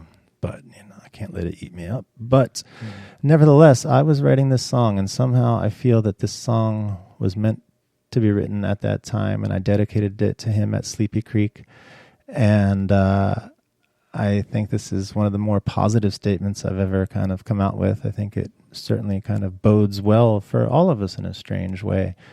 I don't know. You know, I said this music comes through me. This one totally just came through. I would never sit down to try to write like a nautical song like this. You know what I mean? It's just not, I don't know where this one came from. But this one just came out. When my mom heard it, the first thing she said, she goes, why did you write that? You know, and it's interesting where these things do come from. So anyhow, I shouted it out at Sleepy Creek, and I shout it out now.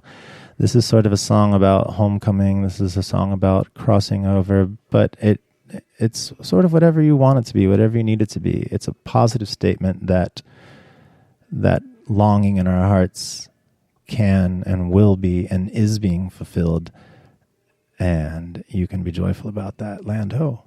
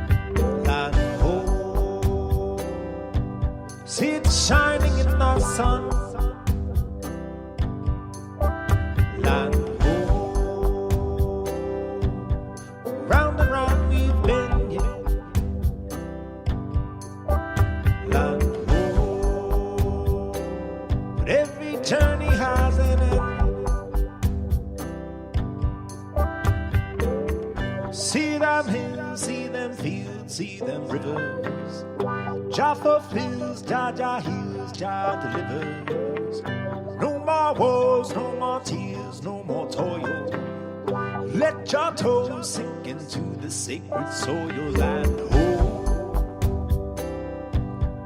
Out of the fog we come, land ho. See it shining in the sun, land ho. Round and round we've been here, land ho. But every journey has an end. See them hills, see them fields, see them rivers. Jah fulfills, Jah heals, Jah delivers. So let us haste to this great majestic mountain and drink the grace from its everlasting fountain. Land ho. Out of the fog we come.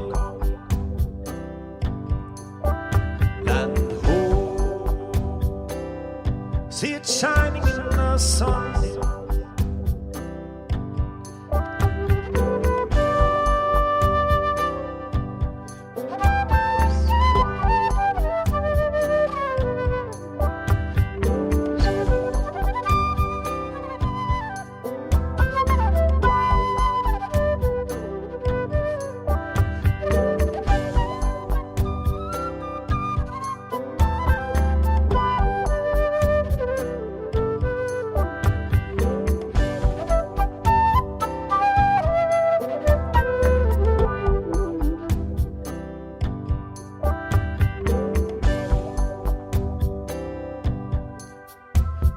our sails from the mast, we have reached our home at last, land ho. Stripped our ship of all its wood, yes, we have come home for good, land ho. Feed our rations to the crows, hear the milk and honey flows, land ho. For so long did we roam, now the tide that brings us home, land ho. Hear the waves roar, crashing on that blessed shore, land ho. Smell the scent of the pines, let them ease your heart and mind, land ho. We had no map, we had no chart, just the compass of our hearts, land ho. Yes, let the foghorn blow, I want all my friends to know, land ho. Out of the fog we come here, land ho. See it shining in the sun, land ho. Round and round we've been, land ho. But every journey has an end, land ho. I won't go round again. Okay, that song was Land Ho by Mateo Monk, and I believe that was a single. Yeah, so far. It'll be on my next album, and like I said, that was sort of the live in a studio version. Quick draft, yeah. Mm-hmm. Yeah, so when I think of Land Ho, I think of like you can see your destination, like you still have a little ways to go, but you can actually, like, you're starting to see your destination and you know you're getting close. What does it mean to you as far as this song goes? Well, that's kind of it. But think of it this way, you know, let's say you were a New World explorer, which, I mean, apart from all the Puritanism and all that, it's still a very kind of romantic, dreamy notion, the adventure of setting sail through this foggy, vast, unknown sea in hopes that there's a new world. I mean, that's pretty phenomenal. Like, that's very dreamy. So I've always kind of liked that idea. But so think about it. If you were sailing in the fog through this vast ocean and your rations are running low, you made this whole trip based on your faith, based on your belief that, like, there is land that you can hoe. And so it's a little more than just like getting close. It's truly seeing it. When you get there, you know, this song started with a poem, and I forget exactly what it was, but something like, you know, where the sea meets the sky, there's a thin sliver of luminous white, land ho, just something like that, you know. So it's about the ecstatic joy of witnessing that your journey has not been in vain, that indeed, land ho, you can see that mountain, you can see that shore, you can hear those waves, you can smell those pines, you can hear the birds, and now all your worry, even though there's a little way to go, you don't have to worry. For so long did we roam, now the tide brings us home. You know, the tide's going to bring us right into that beautiful harbor. Like, so the way I really intended this song was, you know, it came from nowhere. It is an inner spiritual light, and these are times that are very scary for the world, and indeed there's a lot of darkness descending on the world, and there's a lot of suffering, and there's a lot of misery, and there's a lot of confusion. But even so, people are awakening. Even so, the light is beginning. People are putting their torches together and shining more brightly as one. You know, there is light, and the home is there, and we are coming out of the fog, you know, and I can see that land. And so that takes a great burden off the heart, to just know that we're not lost and we're not in the fog. And even if we're not there yet, man, I sure can smell those pines. Mm-hmm. And I can see that mountain. And even if I have to jump out and swim from here and get eaten up by a shark on the way, it's all good, because I know that even if I get eaten by a shark, the tide's just going to spit my bones up on that shore. You know, make it. Gonna make it. You're gonna make it. Yeah. So it's meant to be a positive statement. That's my favorite lyric I've ever written in my whole life is in that song, and it's such a simple thing. All it says is, "Let the foghorn blow. I want all my friends to know, land ho." So simple, but so positive and so true. Let the foghorn blow. I want all my friends to know, land ho. Mm-hmm. You know, forget about all this trouble we see in the world, because that's just the tombstone crumbling. And like my song says, a nut must crack for a seed to find a way to the sun. Just step back. It's okay to still have fun. Land ho. You know, Land-o. We've been doing it this long. I can see the light. Keep doing it. You know? Yeah, for sure, for sure. A lot of people need that in this world too. Like you said, there's a lot of suffering and whatnot. And I think some people don't understand why there's suffering, but I think, you know, suffering can bring on wisdom and experience and expansion of us as just individuals, us as a fractal of the source. And so I think there is things to learn from it. And just like having music like yours helps people out, you know, helps them to realize that. Yeah, that's good, because I definitely want everyone to know. I mean, I get it. I've suffered a lot too. I mean, I've also had a lot of great opportunities, but you know, there's been times where I've been aimless and homeless and on the verge of just checking out. You know, I know how it feels to be lost in a world that doesn't understand you. You know, in a world that doesn't support you, in a world that will condemn you for having a heart, for challenging the lies that are hurting everybody. You know, yeah, so much of it is just riding a ship straight through the fog, you know. And there's not a lot of lights and beacons to help you get there, you know. But I can see that. I can see the mountain, man. Mm-hmm. You know. Beautiful. What song do you have next for us? Next, Stars and Stripes. This is more of a politically oriented song, and then the next one following it is a very spiritually oriented song. This one is a simpler song, almost like a ditty, but it's got some things to say.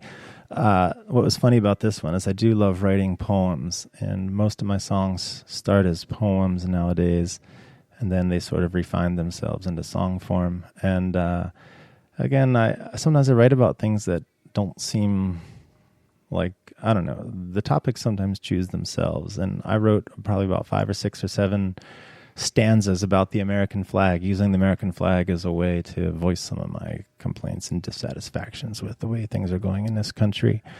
Although this one can sound a little anti-American at first, I hope that the line in each chorus is heard, you know, where it basically just says the things we value in America were won at a very great price, but now they're being sold very cheap. And that's sort of my complaint. I'm not really complaining about some of the more fundamental American values, especially in terms of some of the more spiritual things like liberty, equality, and justice. So I love those aspects of the American mission. However, I think that we have shamefully fallen from those ideals, and money has very much infiltrated the governance of this country. I don't think that people are being told the truth. I think we're all being manipulated, and I think it's a very dire situation no matter who gets elected. So like I said, I have a great deal of optimism for the human spirit, for the individual, but I have very little optimism for governance and civilization and the choices we're making as a whole, as a society, you know. One last thing I'll say before we play this, though. Osho, one of my favorite spiritual articulators, teachers, he was talking about this on a thing I was listening to the other day, where he just basically said, you know, man, like civilization has been trying to get it right for 10,000 plus years, you know, and look where we are at. We're very far from right. You know, the problem is that societies can't change. Only individuals can change. Societies can't look inward. Only individuals can look inward.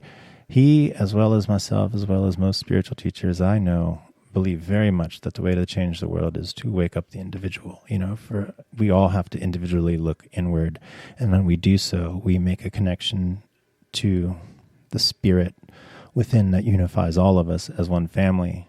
Call it love, call it whatever you want. And the more of us can look in and make that connection, the more we will illuminate the world, and the more that these shadows and deceptions that oppress us will simply disappear, because shadows can't remain in the existence of light,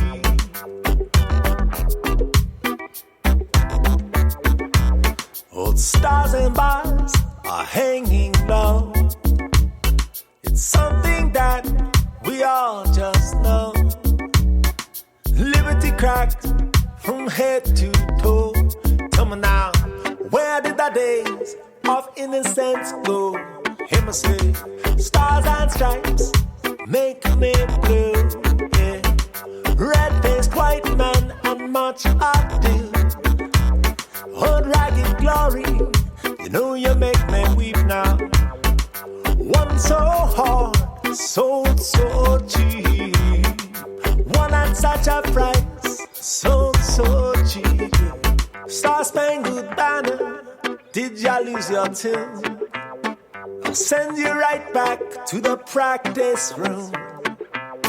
You see all these crooners with their auto-tune sound more to me like the dogs of doom. Hear me now, stars and stripes make me blue. Red-faced white man and much ado. Old ragged glory, you make me weep now. One so hard, so cheap. One at such a price, so cheap now. One so hard, so cheap.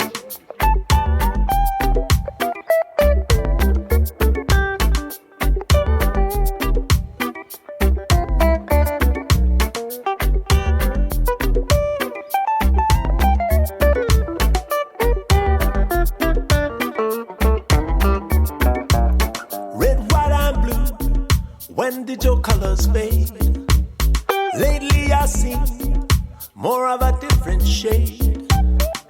Black with oil, scarlet red with blood. A whole lot of brown being dragged right through the mud. Hear me now, stars and stripes make me blue. Red-faced white men and much ado. Old ragged glory, you make me weep now. One so hard, so cheap. Stars and stripes make me blue. Yeah. Red-faced white men and much ado. Old ragged glory, you make me weep now. One so hard, so cheap. One at such a price, so cheap now. One so hard. That was Stars and Stripes by Mateo Monk off his new album State of Affairs. Have you heard of the NFL player who's taken a knee during the national anthem? Yeah. Yes, I have. Colin Kaepernick. Yeah. What are your thoughts on that? I'm a total supporter, honestly. I like a lot of the things he's had to say. And if I was on his team, I'd be on a knee with him for sure, you know. I agree with what you're saying too. Just he's bringing a lot of regardless of what everybody thinks, he's bringing a lot of attention to the fact that there is injustice in this government that we have, and the fact that, you know, he's being so peaceful with it just by sitting and by kneeling. And I read a lot of other people, like some other athletes' thoughts on what he's doing, and they said like they support what he's doing, but they don't really, you know, support how he's doing it. But I think like it's so silly because what he's doing is bringing literally national attention to like the Black Lives Matter movement and the fact that there is police brutality and all that stuff. So I think it's really great that he's doing that. And just your song Stars and Stripes kind of reminded me of that because of the flag. Yeah. You know, at least in my generation, we were definitely raised with this, like, you know, America the holy, like can't knock with our pride, you know, like God bless America, like you know, the flag being so sacred. We're constantly giving this rhetoric day in, day out about all our troops who died and sacrificed for us, you know, like all these things. And I just don't like any type of ethos that takes topics off the discussion table. You know, there are no areas that are too sacred to intelligently discuss, too sacred to make a statement about, you know.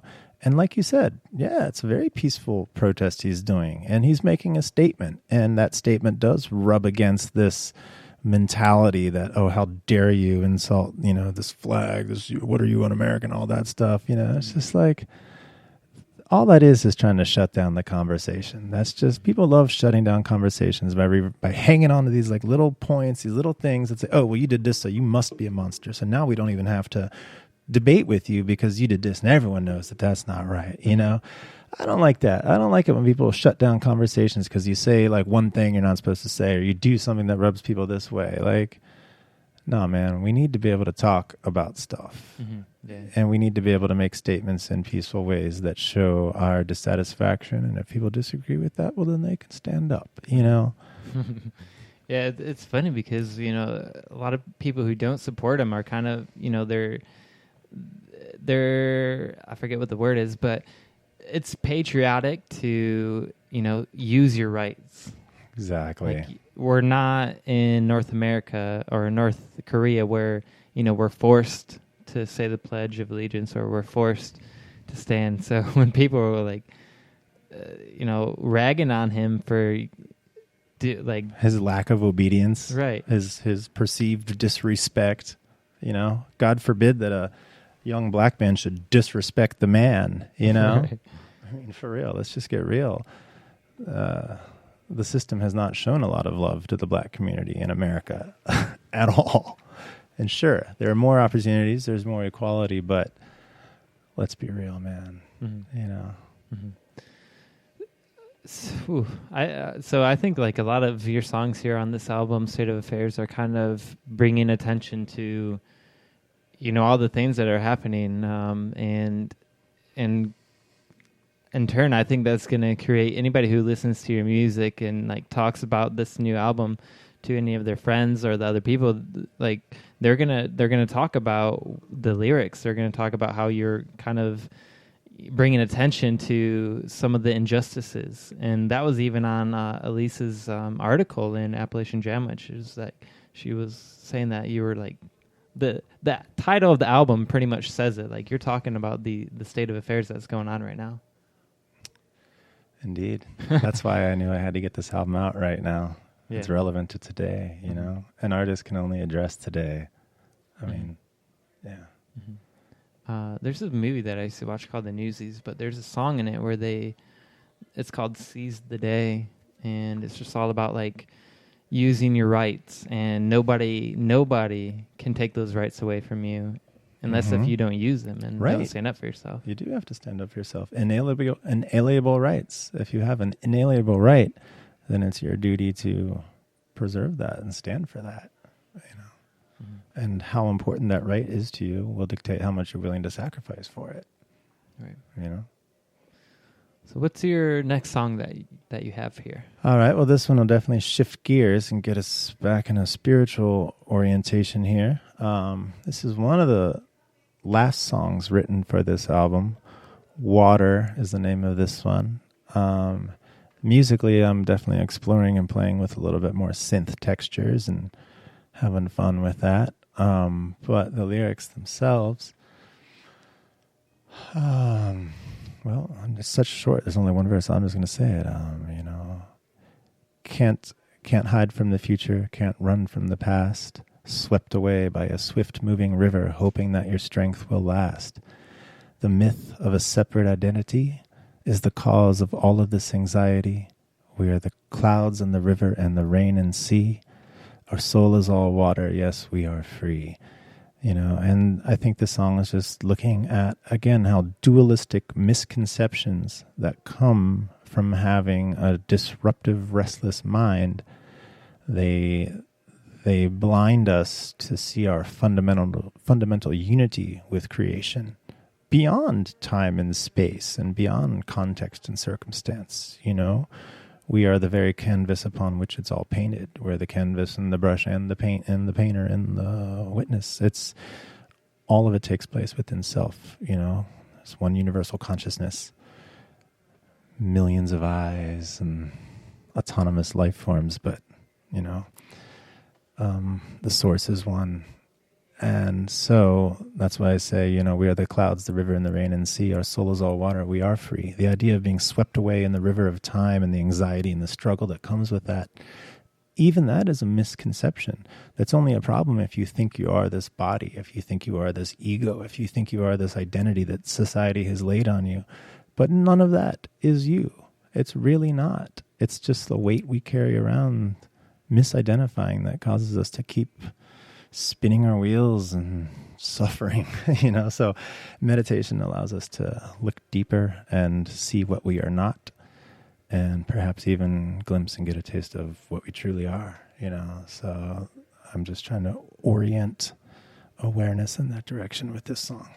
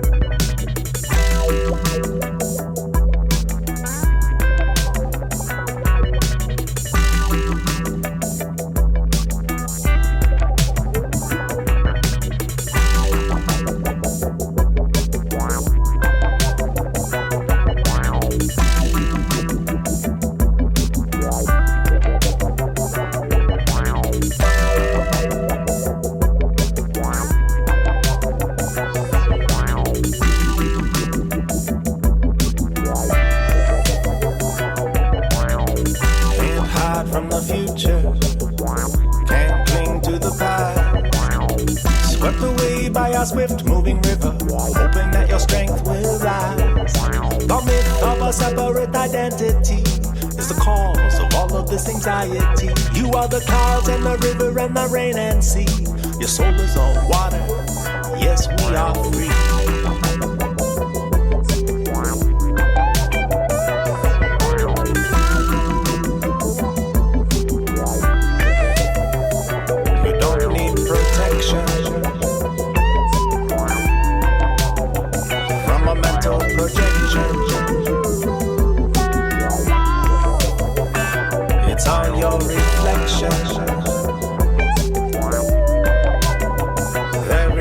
Exception.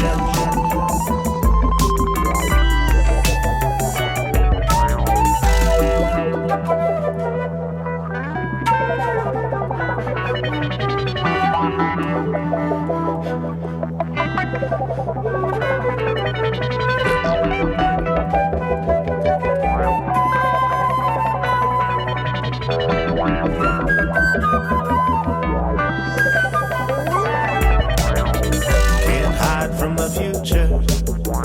Can't cling to the past. Swept away by a swift-moving river, hoping that your strength will last. The myth of a separate identity is the cause of all of this anxiety. You are the clouds and the river and the rain and sea. Your soul is on water, yes, we are free.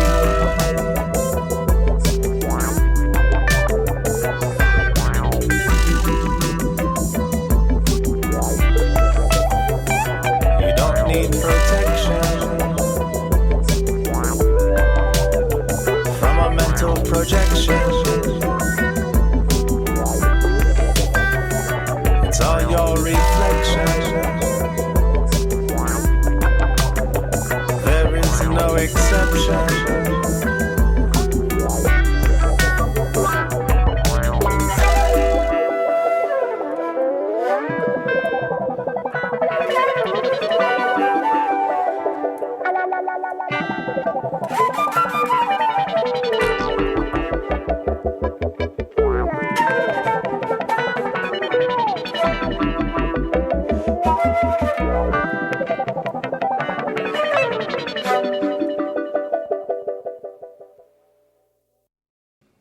That was Water off of Mateo Monk's new album, State of Affairs. And we actually have Mateo in studio right now. Hello. Hello, everybody. It's great to be here. Yeah, it's great to have you. It's been really, fun conversation to have and to kind of talk about these issues that need to be talked about and need to be addressed. So, I've enjoyed it. Well, like I said in our off-the-air talk here, I really appreciate Project Bring Me to Life, and that you guys are creating a platform that we can talk about some different things, perhaps even more important things than the type of distracting content you'll find on a lot of streams and radios these days. You guys are doing a good thing, and I'm really happy to get to share this platform and be a part of it. Definitely, thank you. We try to have conscious content, and our whole mission is just to awaken humanity to spirituality, higher consciousness, and promote love, peace, equality, and unity. And I think all your music does every bit of that. So, well, that echoes my own mission to the T. So, and I admit I don't always live up to that fully, but I am certainly every day trying to refine and hone my capacity in this world to be a better servant of the spirit. For sure, yeah. Being a human, we have human emotions and stuff like that, but yeah, which is a wonderful lead into this next song, actually.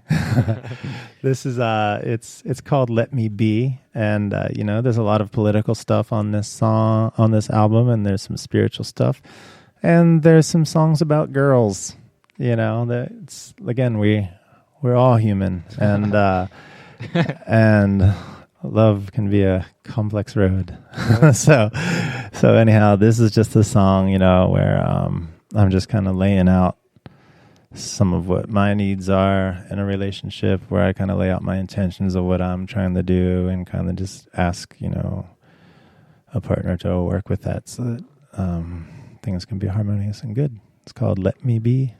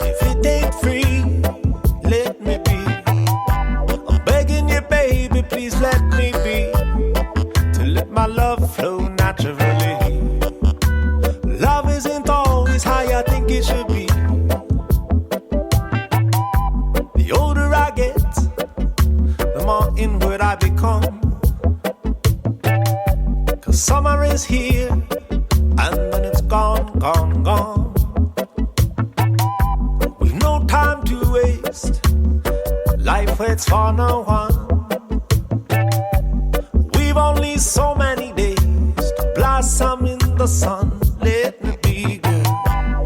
Begging you, baby, please let me be. To let my love flow naturally. 'Cause it ain't love if it ain't free. Let me be. Begging you, baby, please let me be. To let my love flow naturally. Love isn't always how you think it should be. I cannot unlearn the chilling lessons life has shown about attachments and their wage. This love I know, it is a love that I have grown. Not a simple fairy tale lifted from a page. Let me be. Begging you, baby, please let me be. To let my love flow naturally. 'Cause it ain't love, it ain't free. Let me be. Begging you, baby, please let me be. To let my love flow naturally. Love isn't always how you think it should be. Let me be, girl.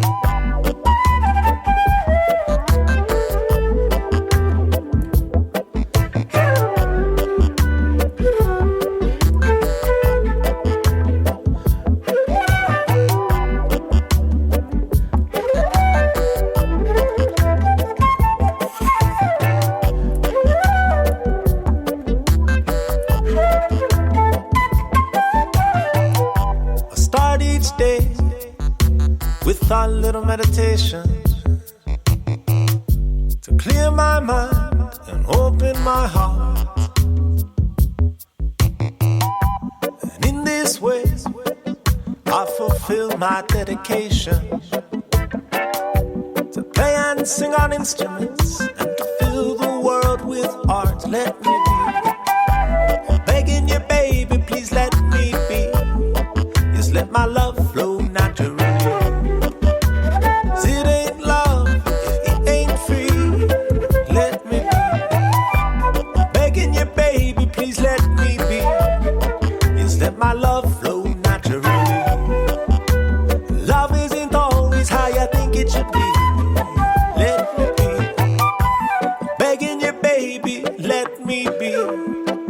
Let my love flow naturally. 'Cause it ain't love if it ain't free. I'm begging you, baby, please let me be. Let my love flow naturally.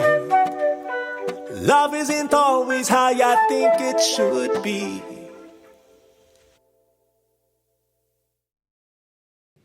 All right, that was Let Me Be by Mateo Monk off his new album, State of Affairs. And we are very honored to have him here in studio and just grateful that he's here. Hello. Hello.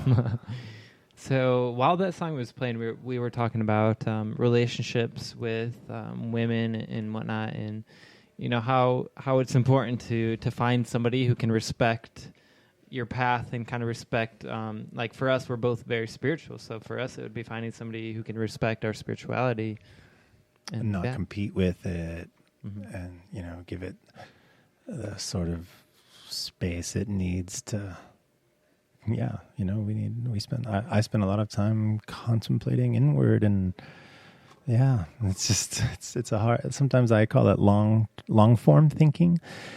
There are some things that you can kind of sit at your desk and work on for like an hour at a time and move on and go do other stuff. But there's some things that you really need to pull your hair out for like 12, 14, 16 hours. It's weird. Like some types of creative work I do really almost does require like just uninterrupted focus. And it's so subtle, the things that you're trying to hold on to, that like little distractions can just set you back, I don't know. Right. So yeah, but another way to look at it too is I read an old quote that I heard somewhere, when we begin the spiritual path, we're like a small seedling, and you kind of need to put a fence around it so that the cows don't come and trample it over.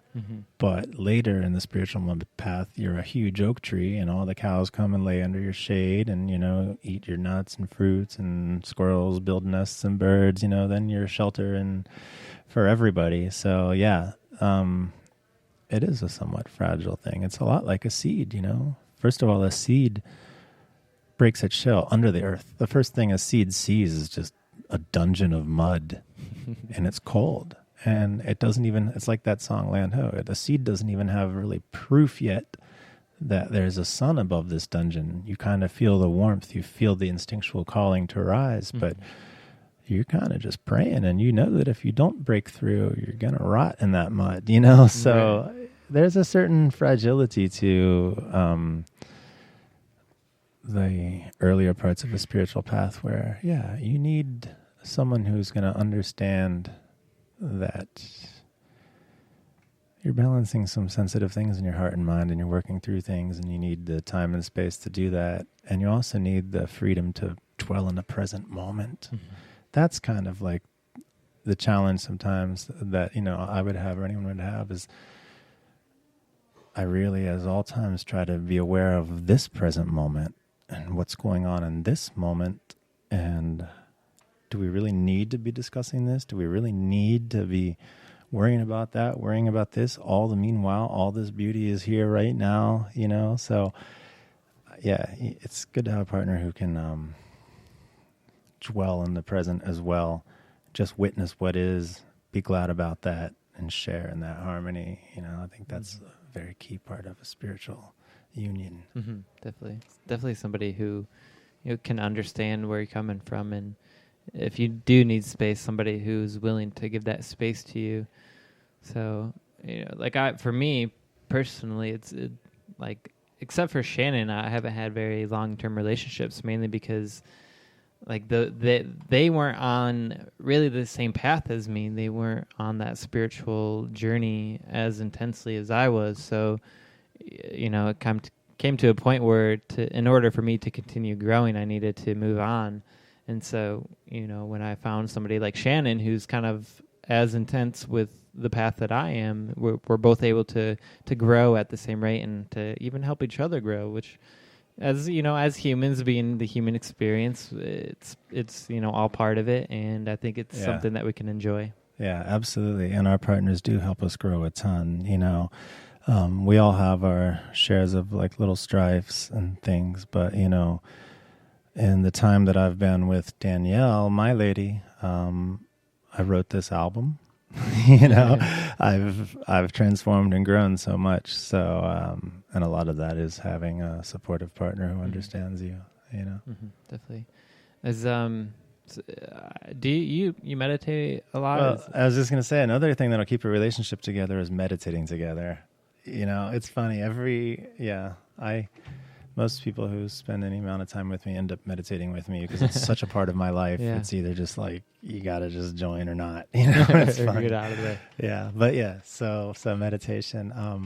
I discovered meditation and first started practicing it when I was 18 years old. I'm 42 now.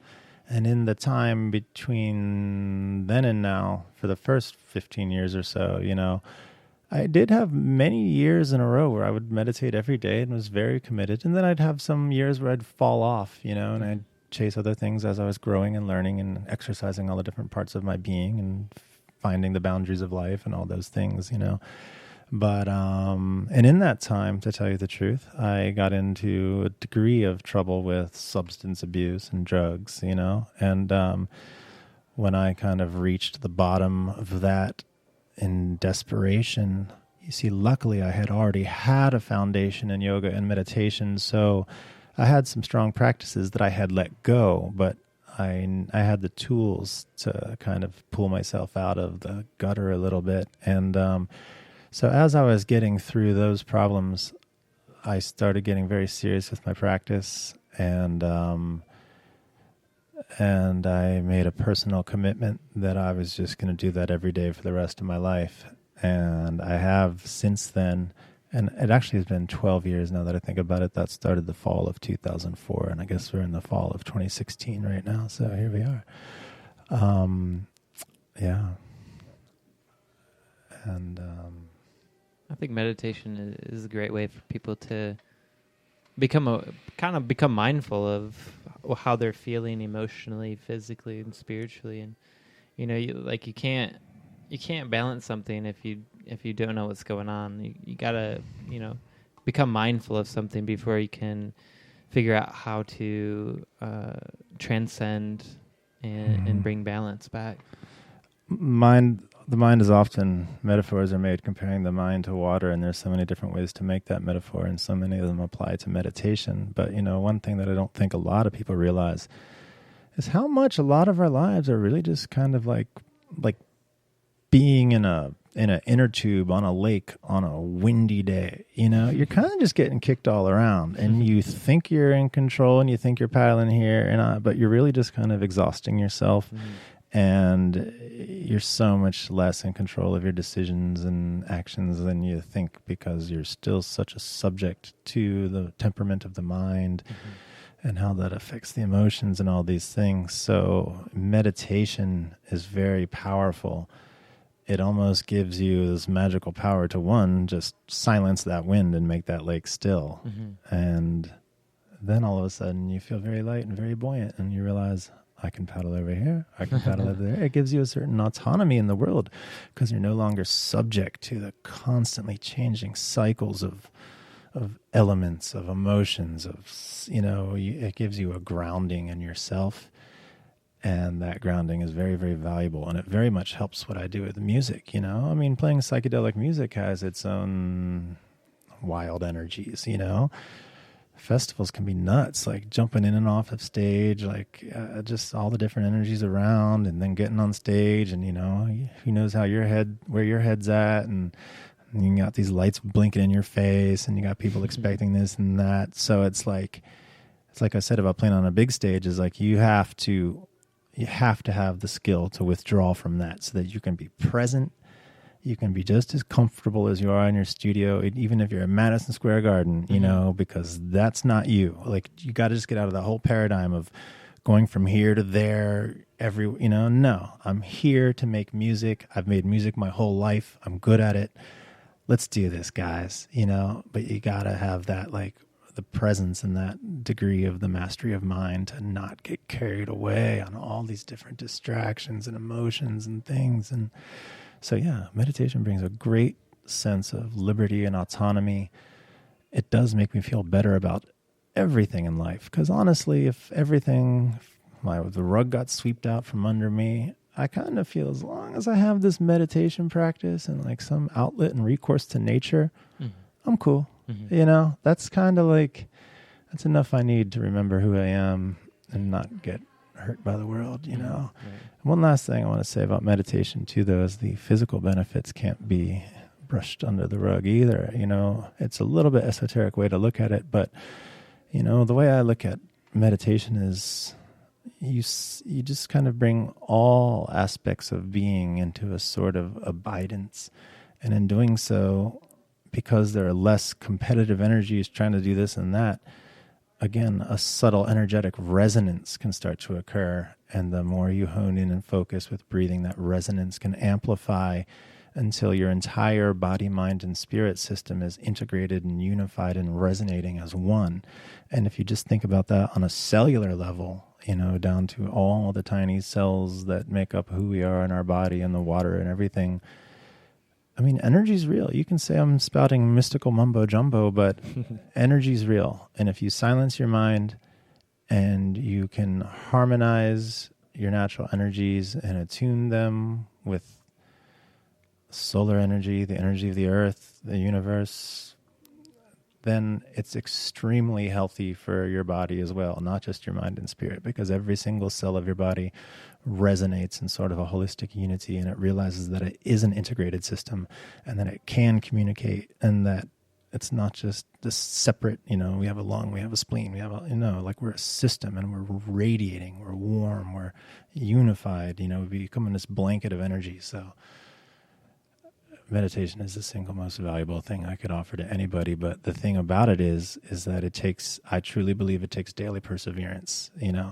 One of the metaphors I make is, let's just say, you live in this neighborhood, and across the street there's this field. In the middle of the field there's this big, a circular forest, just a big forest, but it's dense and it's full of thorns. But at the very middle of the forest, there's the most beautiful Eden glade you could ever imagine. There's life-giving water, there's everything, and it's perfectly peace.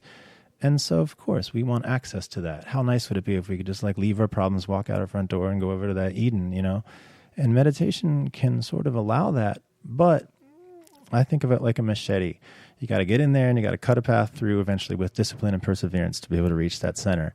And then just reaching it ain't enough. You got to keep practicing that path and keep cutting back those weeds, which is the mind, you know, all these distractions, all these things trying to get in there and take your energy, take your importance, and keep your mind in a volatile and restless state, you know.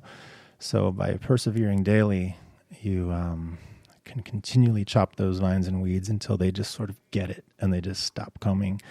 And even if they do come the very second you set foot at that path, they just sort of know and they pull back, you know.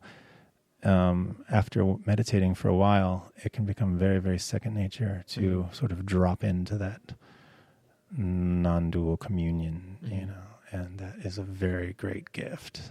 Definitely. And for anybody who, you know, who kind of wants to get into the meditation and has trouble sitting there for a while, I first started with like a guided 10-minute meditation and just doing that every day. It, you know, it opened up to a longer meditation, and it opened up to a longer meditation. And so, you know, if you can't start off with a half an hour or an hour right away, just start off with like you know, just a few minutes, and then continue to do that, and just take it one day at a time. And, you know, eventually you get to the point where, you know, you're meditating without even having to try, you know, you just... Yes, truly wise words indeed. You know, one of the ways I look at it is like, you know, a daily practice gets a toe. You just got to get a toe in the door. You got to open up that opportunity that invites spirit into your life. And I look at each day like a microcosm of eternity. You know, the sun rises, the sun sets, and recedes back into the void, you know. And if in this single microcosm of a day, we can't set aside 5 minutes to empty ourselves, to be receptive, to offer gratitude, love, respect to the conscious energy that animates and sustains all life, to just find that inward connection. It's like if you're not doing that daily, I think you're kind of missing the point. You are just on that energy of being kicked around on a choppy river, you know. Yeah, I really advocate the daily discipline. But exactly as you're saying, you can start small. If you just set aside 5 minutes and just sit there and breathe, that's the beginning, and you can make that connection with spirit, and then the spirit will start having more and more influence and inspiration in your life, and that absolutely will grow. My teacher, Sri Karunamai, one of my favorite quotes of her is simply, take one step towards me and I'll take 1,000,000 steps towards you. But, you know, you have to make that step. Another thing that she says that I think is highly interesting, she says, to live a blameless life is not enough for liberation, for salvation. You know, you have to cut out ignorance. You have to learn and understand the mind and how it can enslave us. And we have to discover our connection to the spirit. We have to learn who we are not and who we are. And that takes some effort, something. She says it doesn't necessarily matter what it is, whether you just do puja every day or, you know, meditation, but there has to be a degree of a devotional yearning. You have to make that gesture. And so she says, take one step towards me, I'll take 1,000,000 steps towards you. So what you're saying is, and what I'm saying both, is that yes, the daily practice is very important. You don't have to start meditating for 2 hours every day. But if you can just start setting aside 5 minutes, it'll grow to 10, it'll grow to 15, it'll grow to 30. You start with the limited techniques you have, and you'll just see, truth will gravitate towards you, and you'll learn better techniques. Like, jump on in. It's for you. Meditation is not just for people in loincloths in the mountains in India. It's for you, you know? Yeah, definitely. And, yeah. Cool. Well, I think we have one more song that will kind of tie into what we're saying, and then after that, we'll say our byes. Sounds perfect, my friend. Yes, this song is called Quiet Moment. It's largely an instrumental. There's a short poem at the beginning, and this just kind of channels some of those Eastern vibes that has been very critical to all of my path in life. I have learned so much from the wisdom of the East, both through Taoism and through the Vedic tradition. Go ahead.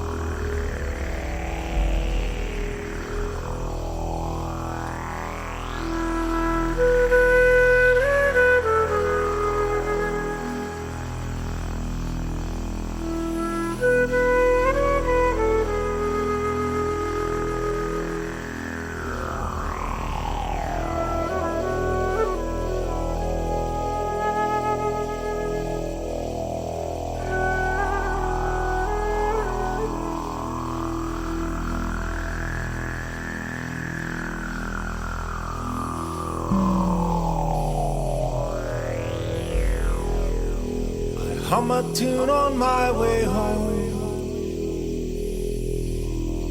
As honeybees supply the drone, the sun is poised on zenith high. Not a cloud within the sky. Every step is soft and slow, as if I do not walk but flow. An upward rising in my spine. Not a cloud within my mind.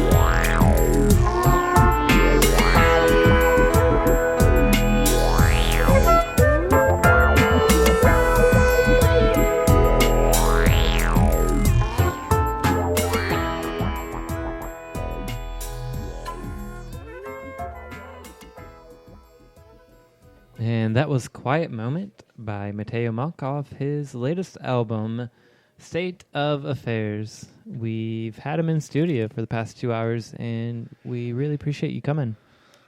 I really appreciate having this opportunity to discuss and articulate some of the context of this music and this whole approach, man. And it's nice to meet a bro who's resonating on the same vibes and doing some solid stuff, you know? Yeah.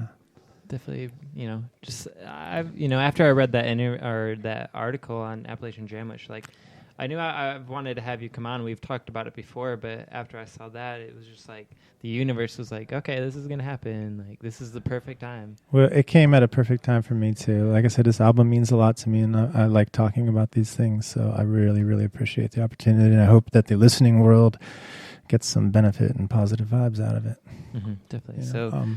One quick plug, I just want to let them know that the record right now, you can get it on iTunes or Amazon or Spotify. The hard copies of the record are being printed up now, and I'll have them at my shows soon. Amazon does have a thing where you can order a hard copy version that they burn, where they just put like my cover on it, and it's kind of like a simpler version of like my full album CD, So if you want hard copy, you can get it from Amazon, but other than that, digital downloads through iTunes, Spotify, Amazon. Cool. And if they want to find out more information about you, it's MateoMonkMusic.com. That's correct. Yeah. And is there any social media that you're on right now? I'm pretty active on Facebook, for better or for worse. If you want to hear my commentary about things, then follow my personal page. If you don't want to hear that and just keep the music pure, which I fully understand, I have a music page called Mateo Monk Music. And then every now and then I'll just throw some stuff on Instagram, but it's mainly Facebook and a little Instagram. That's about all I do on that, you know. Okay, awesome. And just one last thing I would ask for you to do, and is, could you say, this is Mateo Monk, and you're listening to Bring Me to Life Radio? This is Mateo Monk, and you're listening to Bring Me to Life Radio. Awesome. Thank you so much for being here. Thank you. Thank you. Peace. Bye. All right, coming up now, we have an awakening talk by Matt Kahn, and this talk is about the end of victimhood.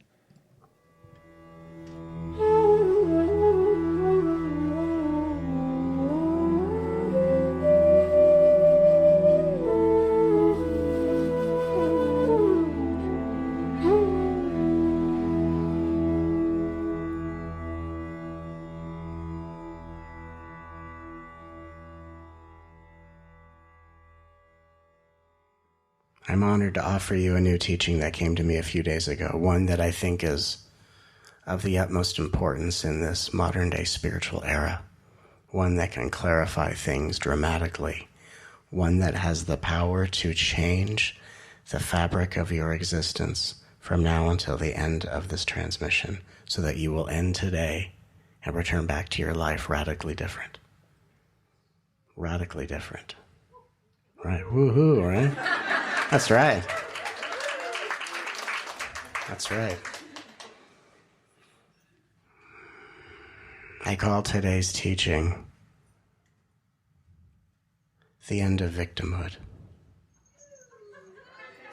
Yeah. Because what I'm going to share with you today, both energetically and verbally, has an incredible likelihood to bring victimhood to an abrupt and immediate end. Because there are things that you know on a certain level that you may not know you consciously know, and when we put all the pieces together, it may provide a clarity that makes it impossible for you to see life in such a small way ever again.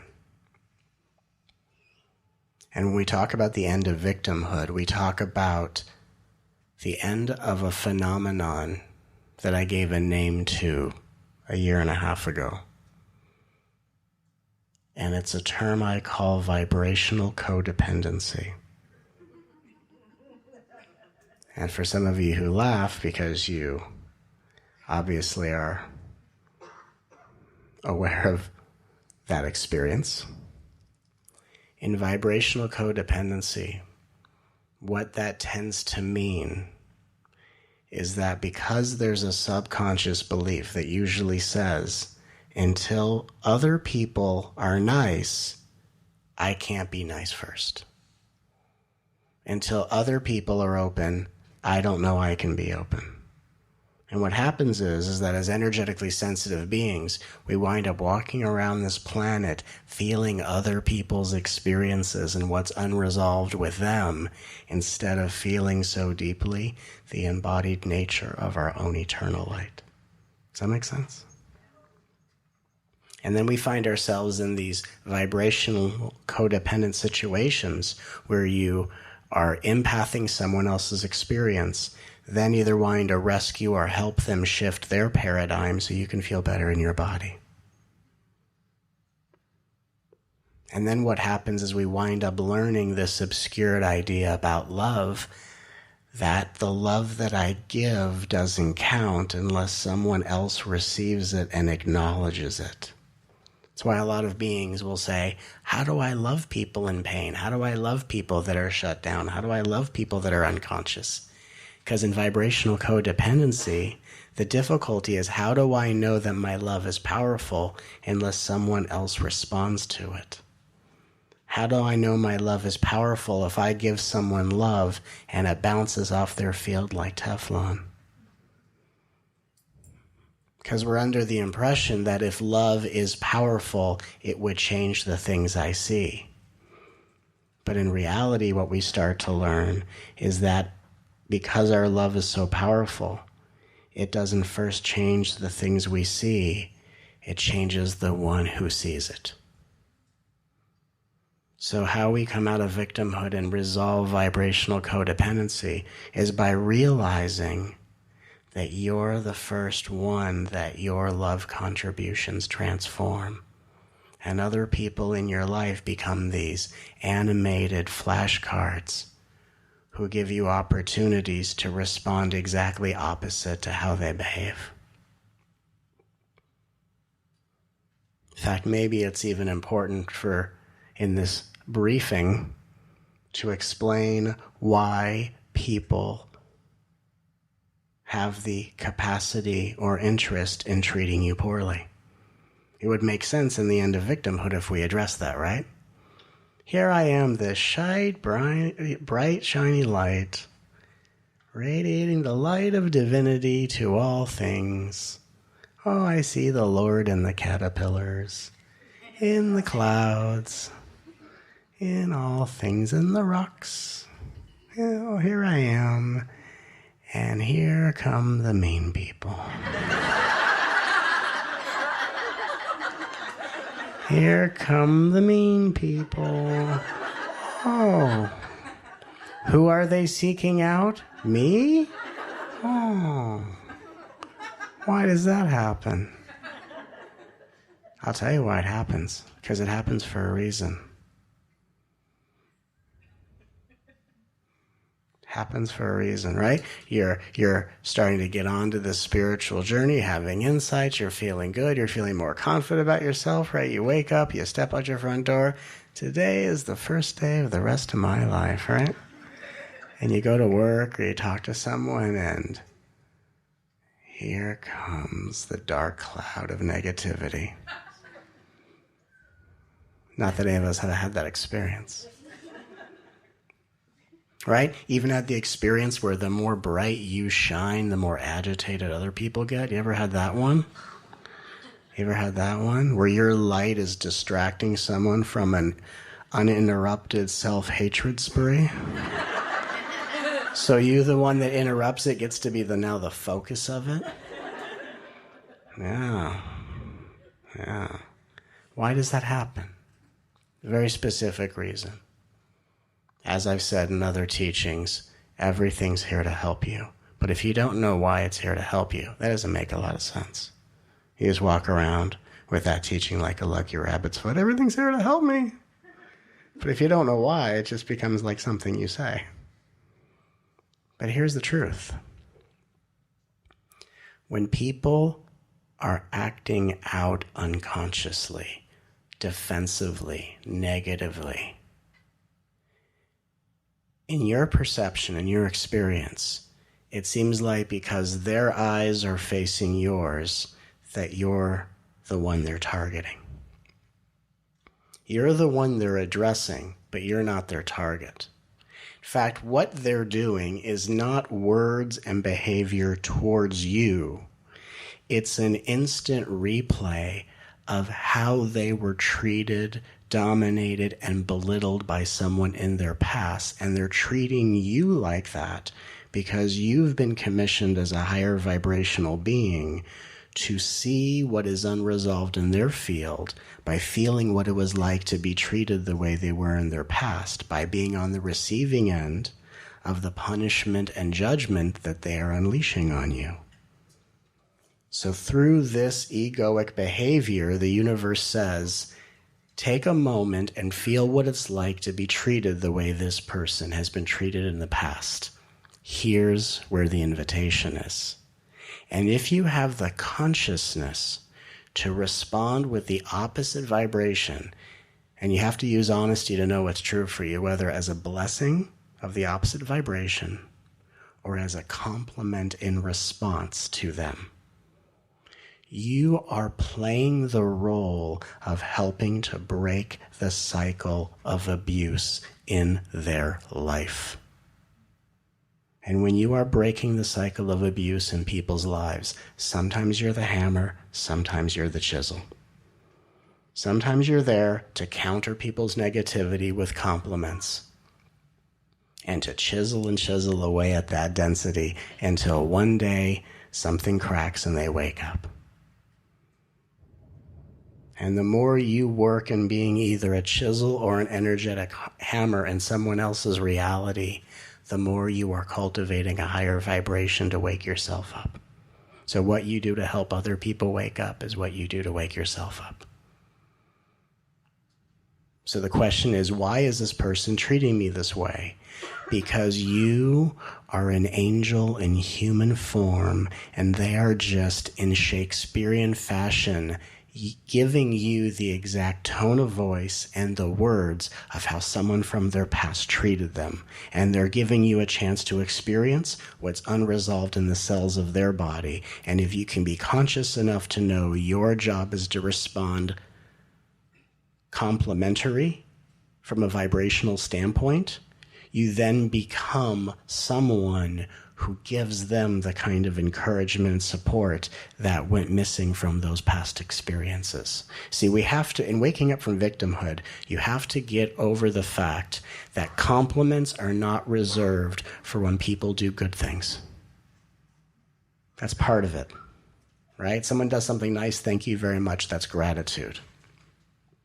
And if we subscribe to that belief, we think, this person's behavior is not condonable. I don't like being talked to like this. I will not compliment as if to tell them to keep doing this, even though they're only going to be as negative with you as your job is to crack open their density and end the pattern of abuse in their field. Does that make sense? So rule number one, as you know, I make up rules. Rule number one in the end of victimhood. People aren't talking to you. They're appealing to the angel within you who can end the cycle of their abuse when you respond to their unconscionable behavior in a complimentary fashion. And if you've ever had an opportunity to respond to someone's blatant judgment of you, which is just you experiencing an instant replay of them being judged in their past, and you say, thank you, I really appreciate that. Because the angel in you is saying, thank you, I really appreciate you sharing with me what still lingers in your field and giving me the opportunity to end the cycle of pain and abuse in your life as to elevate my vibration at the same time. Thank you for that opportunity.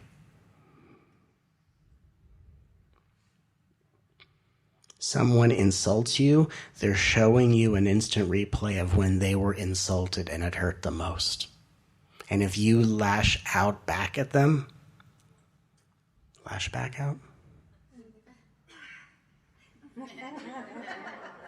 Whichever.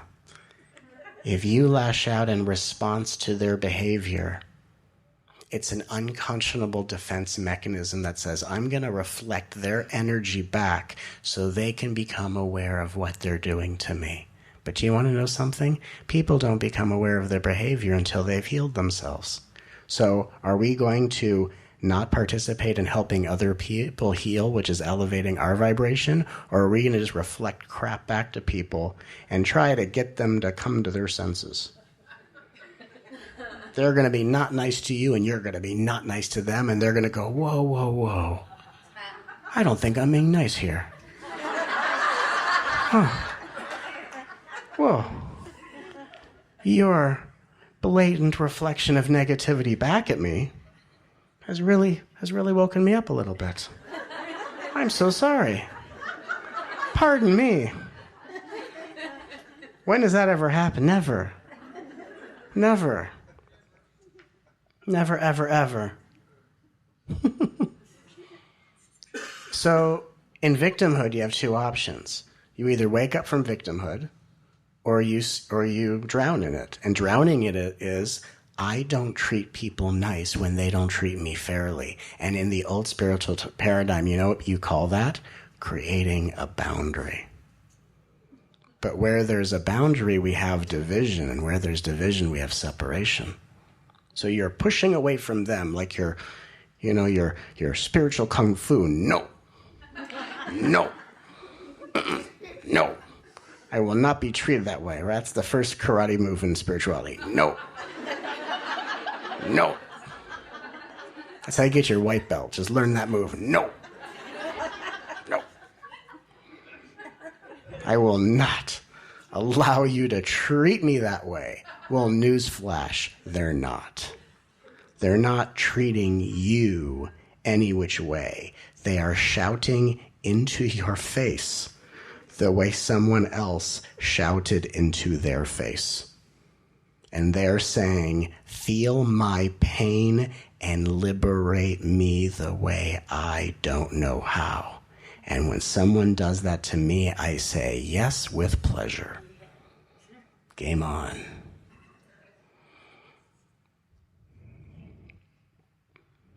Because let's talk about the energetics of human interaction. Because a lot of us don't understand how energetics work. And it's very interesting. When two people come together, when two energy fields merge in a conversation, a confrontation, a debate, whatever it's going to be, a calamity, a mutual celebration of disappointment.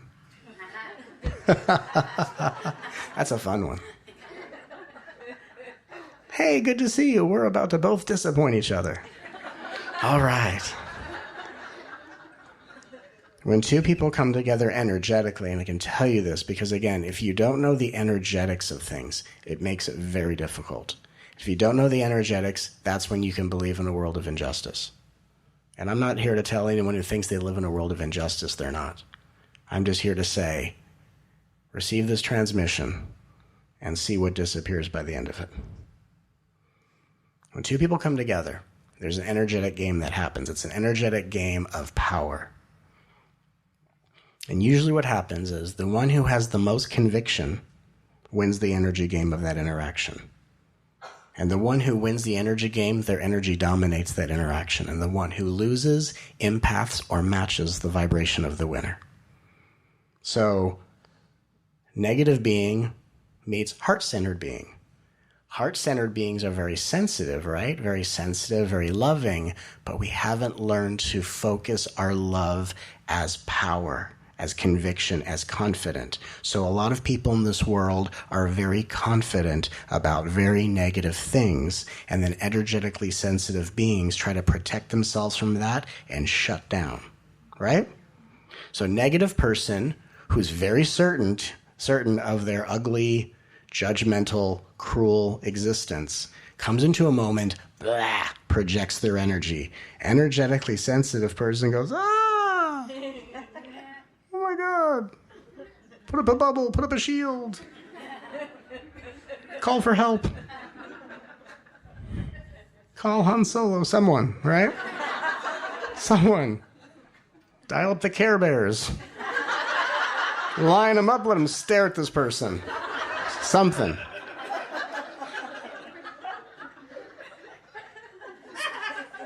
I know. I know. I know. It's funny. Well, it's funny because the Care Bears do this insane love work. And I don't know if they've gotten together to discuss the fact that none of them wear pants. So if you ask me, they're very loving, but they're very ungrounded. Highly ungrounded. But very loving. Do they do good work?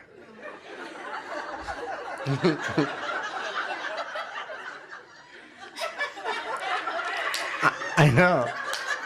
No pants.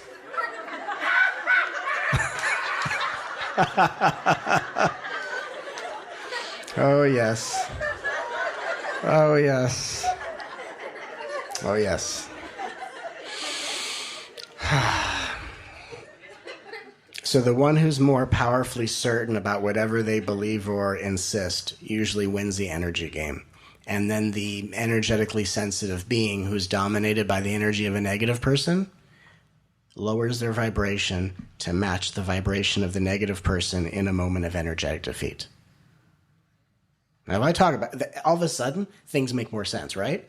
Like, oh my God, at home, I'm totally grounded, I'm enlightened, I'm a light being, and I leave my house and just terror, right? Right, in your home, sacred music, it's beautiful, walk out the front door, Metallica. Metallica.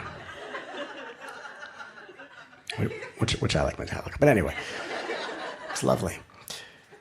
So how does an energetic, sensitive being, because it's not a battle of energy, you're not trying to overcome anything, you're not trying to defeat anyone, but a negative person puts an energetically sensitive person usually in a state of submission.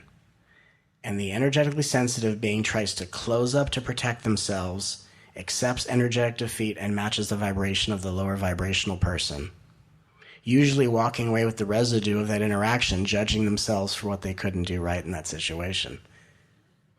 So what do we have to learn to do? We have to learn to be as equally confident and focused about complimenting and blessing others as they are about being hurtful and lashing out and shutting down. And you cannot wait for their response, because they're not the first one that's going to receive your blessing. You are. So the success of the energy game is someone comes up to you, blasts you with some energy, you counter with a compliment or a blessing, and you have to do either, whichever is more honest for you. You got to do what's honest. Someone in my position, I can counter with a compliment, and it's completely authentic. Sometimes negative people won't think it's authentic because that's what negativity does, right? Where does negativity go in defense? It goes to skepticism. So a sign that someone's darkness is being dismantled, especially in my presence, is they go from anger to either skepticism or sarcasm. And I go halfway there. Good stuff. And they come back with some sarcastic, snarky judgment, and I blast with a bigger compliment. And that's usually as long as it takes for me. Nowadays, I walk around and I don't even have to talk to people. People can be having the crappiest life in existence, and somehow when we meet, right?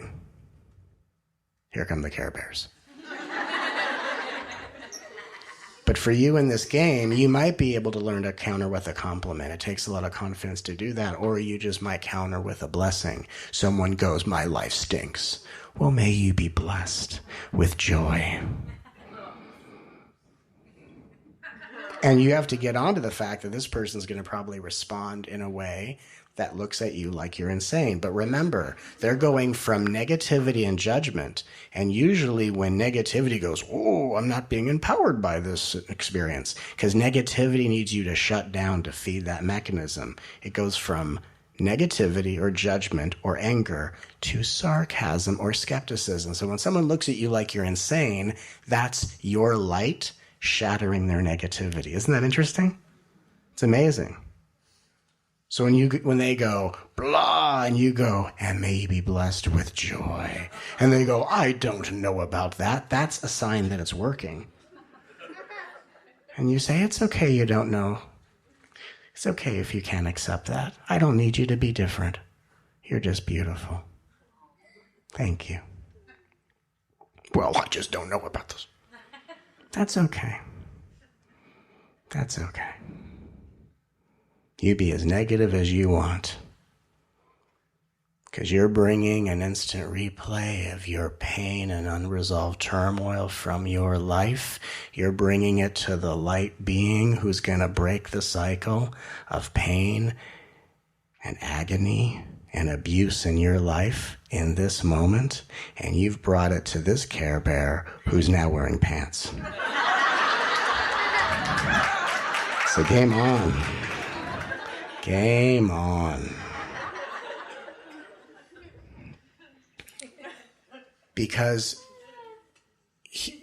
here's where we really start to understand what I mean by the end of victimhood. Most people have a very misunderstood idea of victimhood. Most people say, if I'm not in victimhood, I'm not victimized, right? And then people say, if I'm not victimized, that means adverse things don't happen to me. But that's not true. And I guess it depends how you define adversity. But everything is an opportunity for you to kind of go beyond your comfort zone and to be put in situations that help you grow. But victimhood, let's define victimhood really quick. If I can give you a new paradigm, a definition of victimhood, it will blow all of this old stuff out of the water. So victimhood is not a matter of what happens to you.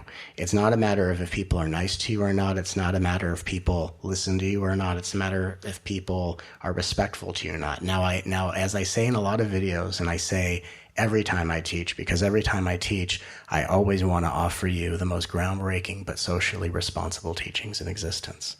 I never want you to take what I teach and think that it's an excuse to stay in abusive relationships. So if you're in a situation where you are continuously physically abused, it might be a sign to put yourself in a better circumstances where you can be respected. But I'm talking about on a social level where you go to work or you're with certain friends and, or people in the world, and you have to learn to energetically hold your vibration and just start to see that the world you see that you're afraid of is only as scary as your ability to be shut down by their powerful energy of negativity. And the way that we went off the rails in the old paradigm that was completely the wrong direction was the positive people were trying to convert the negative people. Positive people don't convert negative people. Positive people are the ones that use their interactions with negative people to raise their own vibration. And in response, the negative people will over time begin to change. Does that make sense? So let's define victimhood in a very different way. Victimhood has to do with a word called domination. And I'm going to redefine the word domination so you understand what this means. In domination, that means someone else's willful actions are preventing you from responding. Like if you think of a battle, a domination means that the other person can't respond back, that one side has dominated the other one. But if we think of it in a social situation, when you are dominated, it means that someone's unconscionable behavior, which is just a replay of showing you what they've gone through in their past, has startled you to such a degree that you have decided on some level to shut down in defense and refuse to give them back the compliment or the blessing that helps to end the cycle of abuse in their life. So you're only dominated if you refuse to respond with a blessing or a compliment. Does that make sense? So you could literally be in the presence of someone who lashes out at you unconsciously, who says the most treacherous thing to you, who insults the content of your character to such a degree that you almost forget that you're an angel here to liberate them. Someone can insult your character and somehow get into a space you didn't know was still alive in you, and for one split second in your mind, the thought is, they must be destroyed.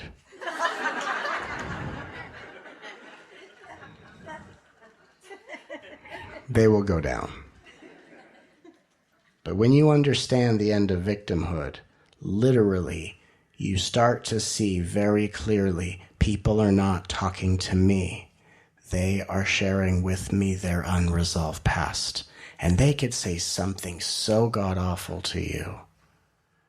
And the most powerful thing to say in response to the most negative judgment anyone will hurl at you, that will actually start to bring you into a space of heart-centered confidence, is thank you. And not sarcastic thank you. Not like thanks, super ego. Thanks, dark, yucky energy. All is one. except not you.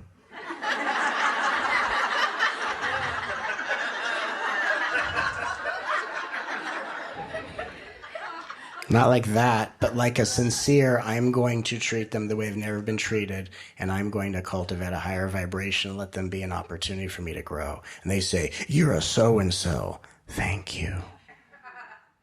Thank you. And if there's any pain in your body from that negative lashing out that they gave you, oh, that's the next thing we love. Thank you for showing where love should go. Thank you for that. You got any more? You got any more for me? Thank you. What else you think about me? You know what I think about you? I think you're awesome. I'm a so-and-so, and you're awesome. What do you think about that? And you laugh because you can feel the energy changing in you. You just have to realize how to play the energy game. You don't have to be bigger energetically than someone. You just have to match their certainty of judgment and negativity with your certainty that you're here to give them a compliment and help change the pattern of victimhood that they may not know. This is why they're talking to you that way. And you don't need to let them in on, by the way, are you aware of the fact that you're only lashing out at My Little Pony energy? Because I'm an angel in disguise and I'm here to liberate you. So if you'd only sit still, and I could aim my light and aim it right at your heart, things are going to be okay. You don't need to let people in on things. You know what you need to do? You need to roll up your sleeves, take a deep breath, open your heart, and get a little gangster. That's what you got to do. In this day and age, spiritual beings, we got to get gangster. Right? Someone says something snarky, blah, blah, blah. Thank you so much. And what? See? Because an ego likes to stick and move. It likes to get in there and get out. And when you say, let's engage, egos don't know how to engage. They know how to judge, criticize, lash out, and shut down. And then run away to their other negative friends and talk about you. But the minute you say, let's engage. No, my friend, come here. No, please. No, come here. You just said some good things. Come here. I want to hear that again. Did I hear you right? That you say that I'm a no good, ugly, arrogant, right? So-and-so. Is that what you said? Is that what I am? And most egos don't have that answer to their accusations. Because they're just unconscionably reflecting back what someone in your position who breaks their cycle will wake them up from. And you say, thank you for telling me how you feel about me. I think you're amazing. I hope you have a wonderful day. And in that moment, you're not a victim. Because remember, victim means that you're dominated to the point not where they decide that you can't respond consciously. You decide. You decide, because I'm treated this way, I choose to not give them any of my heart-centered goodies. And who the hell's going to pay the price for that but you? So everyone gets what's in your heart, and the people that don't deserve it require more.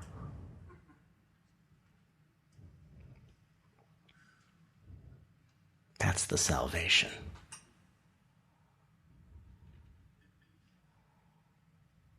The angel within you knows something very simple. Wow, this person is screaming in my face. Apparently they would like a moment of my attention.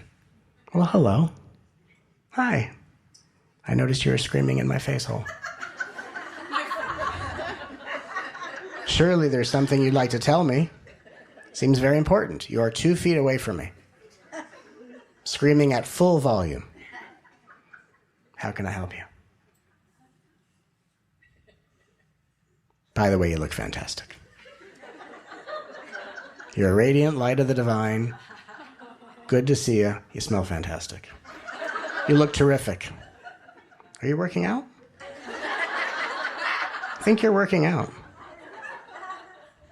I may learn something from you. After all, I'm a no-good so-and-so, as per your judgment, so,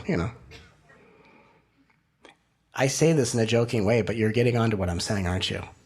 Like, the love revolution is not just loving yourself in private. That's part of it. It is literally learning how to, as a heart-centered being, deal with the energy of this planet. And you are the one who can chisel or hammer away at the patterns of victimhood, and you are the ones that help break the cycles of abuse by how you treat other people. And as you play that role with other people, the cycles of abuse end in your life.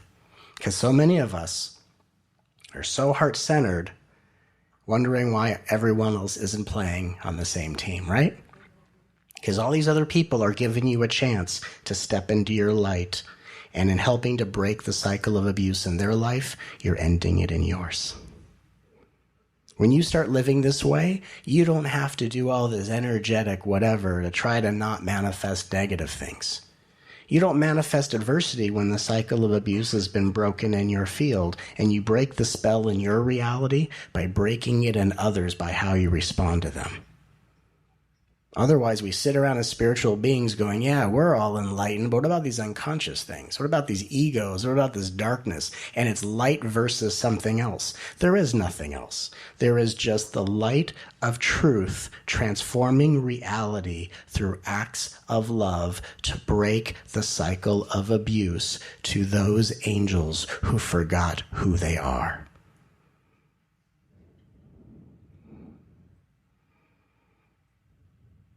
And every single day, life gives you an opportunity to practice this in whomever you encounter. Even if you're encountering someone who never says nice things about themselves and they're just negative about their life, don't try to convince them. They offer a complaint about their life, you counter with a compliment. I hate my life. Well, you look fantastic. I don't know what to do. Me neither. We should go to lunch.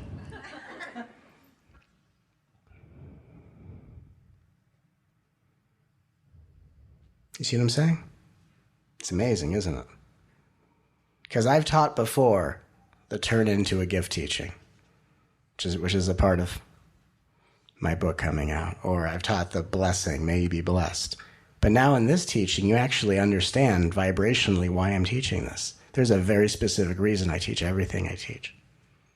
Because if you apply it from a very heart-centered, earnest place, you will transform your reality and be the liberator for all who don't know how to deal with the pain within them.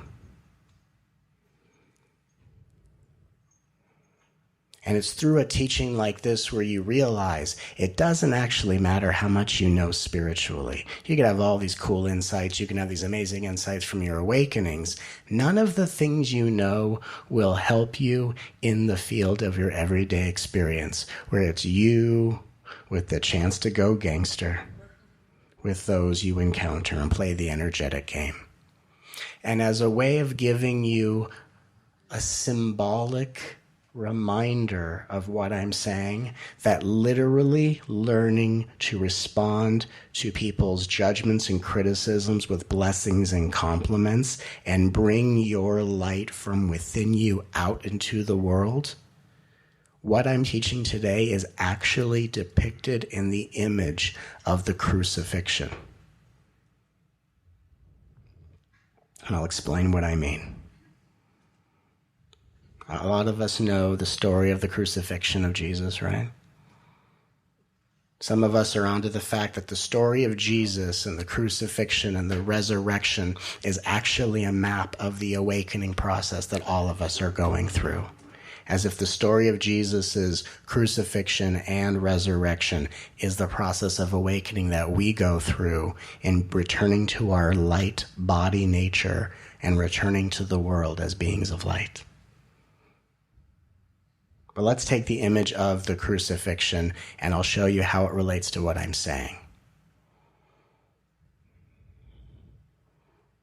The crucifixion, you, in your social experiences, sometimes with your family, at work, in relationships, have had the experience of being crucified. Now, the first important symbol of the crucifixion is the crown of thorns. What does the crown of thorns symbolize? You know what it really means? The crown of thorns symbolizes nothing that you know and understand will help you from who crucifies you. That when you try to use your information and your insight, have you ever tried to take what you understand and know and spiritually and bring it into the hand-to-hand combat of some negative person, and it just either gets turned against you or it makes it worse? The crown of thorns says all that's within your mind will make it worse during the crucifixion. The crown of thorns is a symbol of understanding can't help you. Then we have the left and the right hand bound to the cross. The left hand can't negotiate with who's assaulting you, to cut a deal, to try to serve and appeal to their ego to get them to lessen their abuse. The right hand can't defend and shut down to stop what's happening. What's the most exposed in the crucifixion? Your heart. And then you have people throwing rocks at the most exposed thing, which is your heart, where eventually that is what they shatter open. In the crucifixion, your heart is shattered open, and every time someone is treating you poorly, even though they're showing you what cycle of abuse is still active in them, they become the stones that are trying to break your heart open. And the most important symbol in the crucifixion is the one thing rarely spoken about. Sometimes it's not the symbols that we see in the crucifixion, it's the things that we don't draw our attention to. Crown of thorns, hands are bound to the cross. Those are what and the heart is exposed open. That's what we usually look at when we look at that picture.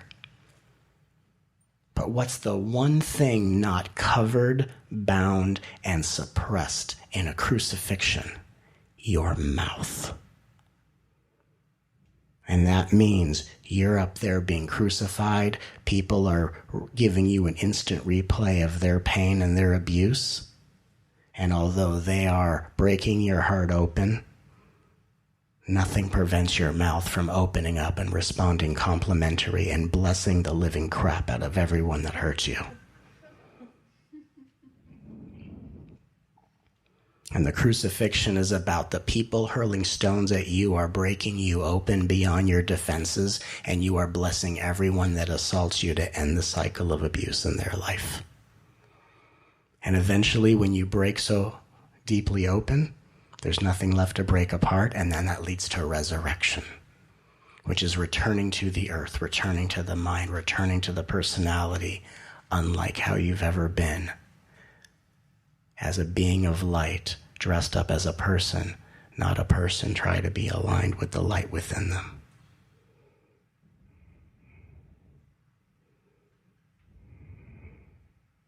So when you are crucified in your daily experiences, in your families, in your workplace, wherever you find crucifixion occurring,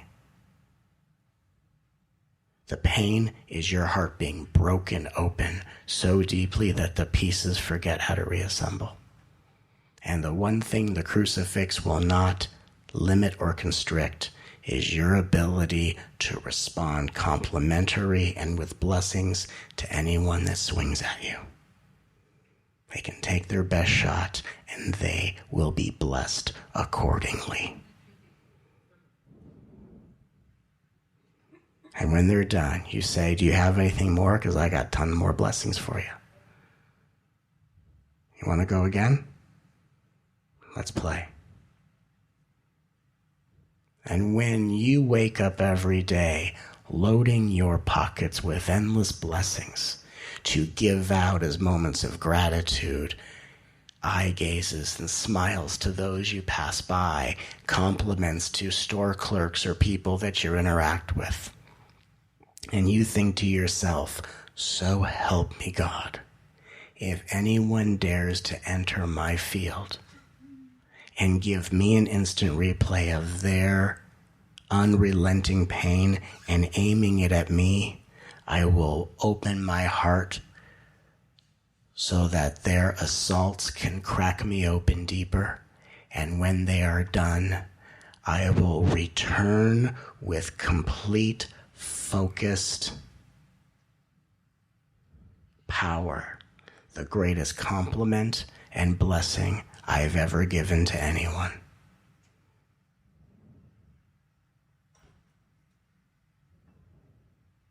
That's when your life will change. And that's when the polarity of this planet in your reality flips back right side up.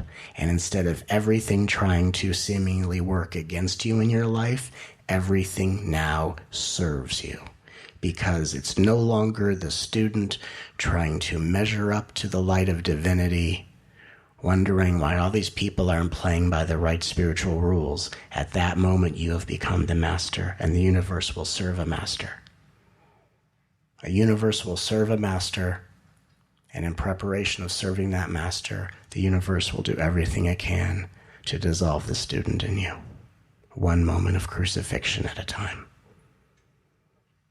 And what if the crucifixion only hurts so deeply as your ability to withhold the blessings and compliments that you're here to provide others, no matter how painful their words are towards you? Only you decide what not to give someone else. None of this is about what anyone deserves or has earned. Or you could say we all deserve more love, not less, which I say all the time because we do. But not as if based on people's behavior. Their behavior shows them where the pain and healing is still required. And you're someone that can participate in that by breaking the cycle of abuse in their life and in your life by how you respond to them. And as you will start to see, it's not a matter of how people treat you, but how you respond to them that defines your experience. And when you have a far greater compliment and blessing than anyone's nearly criminal verbal behavior towards you, or unconscionable behavior towards you, nothing they do will be felt in your heart. It's only felt in your heart when you agree to be dominated, when you agree to say, I will define them as being powerful in their negativity. Because when they treat me the way they treat me, I will shut down and refuse to give something redeemable to them.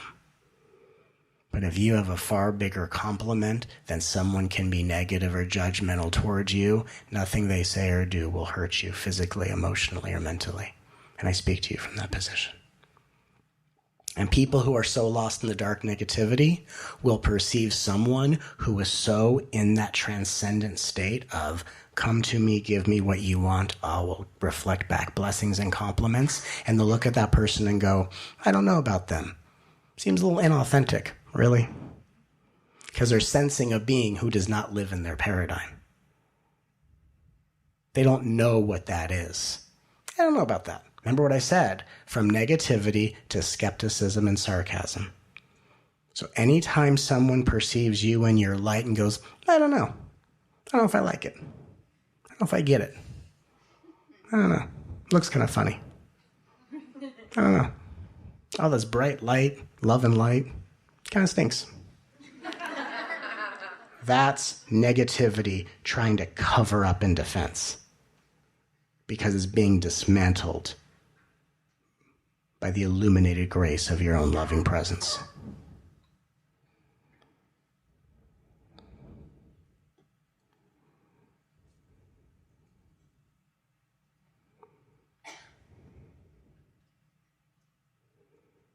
The end of victimhood. It's done. Because some of us have learned that when people are on a rampage, pull back or just listen and let them do their thing. And that's a good starting point. But then there's the point when it's your turn to respond to the conversation, and most heart-centered beings just don't know what to do. Because they want to address what the person just said and try and show them a different way to look at it. Don't do that. Compliment. I will tell you something that happened to me a few years ago when I went back to visit some friends. And it's a funny experience because I thought about this story a couple of days ago because my memory is so suspect. I have no memory of anything unless my intuition brings it to me. So I forget half the things that have happened in my life unless it's something I'm going to teach from. Like I just walk around with no sense of anything. It's like, I'm here. However I got here. Hi, we're all here. It's like for me, in every moment, it's like the beginning of a movie. And here we are. It's like a big improv game. And here we are. I sit here, you sit here. Apparently, we know what to do. I don't know if I know what to do, but I'm going to go along with it. And I remembered this story of something that happened to me, and it was really amazing. So I was with a bunch of friends I hadn't seen in a while. And you ever spend time with friends you haven't seen in a while, and there are these other friends that they're friends with? So you have these peripheral friends.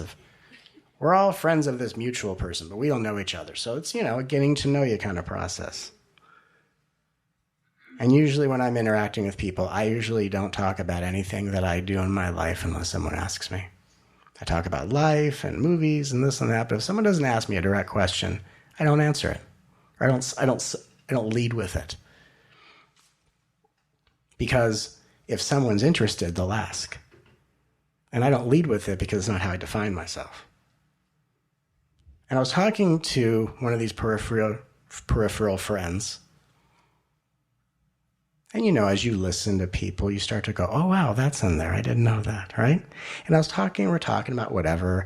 And I remember in the conversation, it started to get kind of strange. And this person was starting to get kind of like intense about their personal beliefs. And in that conversation, apparently their standpoint was vehemently opposing same-sex marriage. For whatever reason, that was their big thing. And all my other friends started back up in the conversation. Like, oh God, they're going there. Let's all back up before something crazy happens. And I just stood there. And I'm just listening. And my friends were looking at me like, Matt, you should back up. That's cool. Yeah, that's fine. And then their language started getting outrageous. Like, anyone who wants to have a same-sex marriage should be obliterated off the planet. This is what they said. Insane. In my experience, that's insane, right? Everyone should love and marry who they want to marry. Everyone should just get married to everyone, right? We should all take turns officiating the ceremony. We should basically all take a day off and get married together. I'm all for love, right? So marry who you want to marry. It's all beautiful. But this person said such a crazy thing. Anyone who wants to get into same-sex marriage should get obliterated off the planet. In that moment, I thought, what do you say to that? Because if I go, oh, that's nice, I'm kind of I'm giving them the impression like I'm a silent ally, and I'm obviously not. Oh, yeah, totally, ha, ha, ha. Not totally. I'm totally not on that thing, right? So what do you say? Yeah, totally. No. At the same time, you don't go, well, I think you are ignorant. And you should be sent back to where you came from and spare this planet of your yuckiness. You don't say that. At least, that's not what I do. And I know the teaching I'm sharing with you. And in those moments of life, when I had those moments of life, for me, it was almost like this game of what do you do? They just threw down the gauntlet, right? People that want to have same-sex marriages should be obliterated off the planet. It's a very powerful statement. And literally, I knew the teaching, and I thought, this person is sharing with me the discrimination, the abuse of someone in their life who dominated them. And from a subconscious level, they are sharing with me such judgment, almost as a way of saying, and this was what I was tuning into, almost as a way of saying, I am so worthless, or I've been made to feel so worthless in my own life that I'm going to say something outrageous to you just to cause you to lash back out at me to confirm that I don't deserve love and I'm worthy only of worthlessness and defense. So it's like their ego was trying to bait me into a fight just to prove that they're only worthy of abuse as per their past. You know what I mean? Very sophisticated, but you see these things when you wake up. And they said that statement. And I was kind of going towards the kitchen where we had like refreshments for people. And I said, well, you can't obliterate them off the planet dehydrated, so let me get you a drink.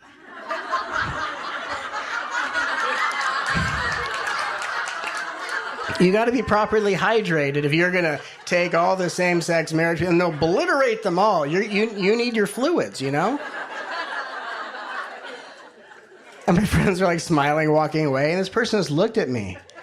And I said, and they looked at me and they go, they don't have a right to be here. And I said, well, before you concoct a plan, you should have a warm belly. We should get you some food. Let me get you some food.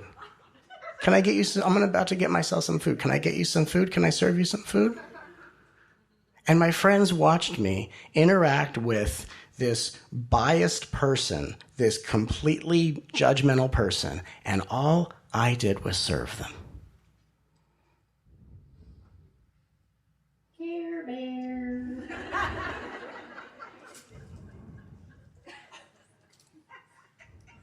And they asked me, they go, do you believe what I'm saying? Not at all, but we're both hungry. Let's eat. I'm hungry, you're hungry. Let's eat. And that was literally a moment where I walked away and I went, wow, you really can be in any situation and you can respond back lovingly. And you can use every moment energetically to your advantage to wake up and grow. You can. You don't need other people to be on the same page with you. You don't need other people to be conscious of their behavior. You only have to be conscious of your behavior. And it doesn't mean stay in abusive relationships and compliment your partner who's dominating you on a daily basis. I'm talking about when we're just in these unavoidable silly interactions with people, with friends, at our work, of, whatever it is. Maybe you're a light worker working with someone who's projecting things at you, whatever the situation is. Or you dread hanging out with your family because, I'm in my good energy, but they pull me down. Well, they pull you down because you have gifts for them that you're not giving. And they're energetically dominating you. Because their certainty of negativity and duality and polarity is not bringing forth your certainty of compliments and blessings. Do you see?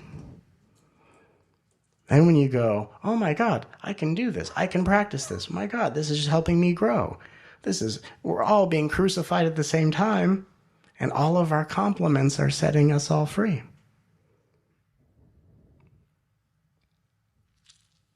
It's revolutionary and it's totally serious. I mean, I joke a lot, but the pain we've all experienced is totally serious to me. And I'm serious in telling you, I'm not telling you something hypothetically that I came up with as, this sounds something good to teach. I'm telling you something that I implemented in my life that put me in a position to teach. Because this is what I did. Not to survive every interaction I've had. This is what I did to survive the crucifixion that left me with no one to defend and nothing to deny. I'm not telling you I floated around this world, skipped around this planet, handing out compliments and never in my life have been treated poorly. I'm speaking to you as someone that has been decimated so deeply the pieces forgot how to reassemble, and nothing but love remains.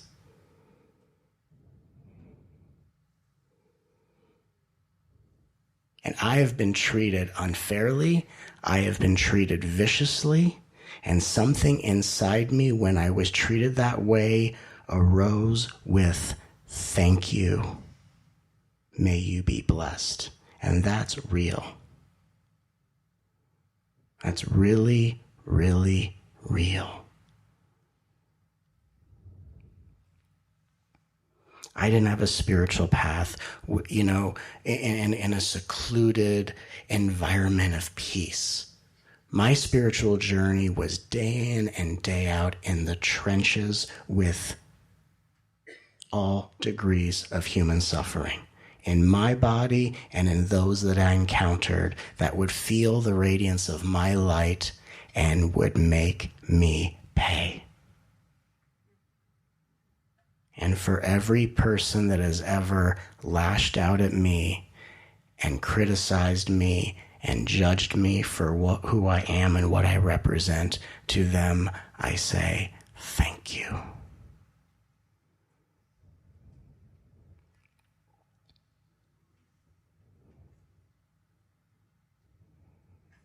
Because their pain and their cruelty reminded me of the gifts that I had for them.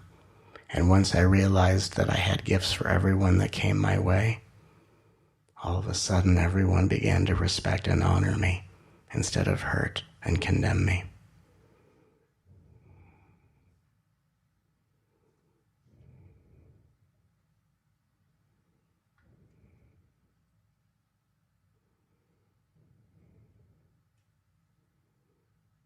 And in a life where I've experienced, like you have experienced, criticism, judgment, projection, right? Someone blaming you for something they're actually doing to you at that moment of blame, right? That's crazy, isn't it? Why are you so angry, says an angry person. Crazy, right?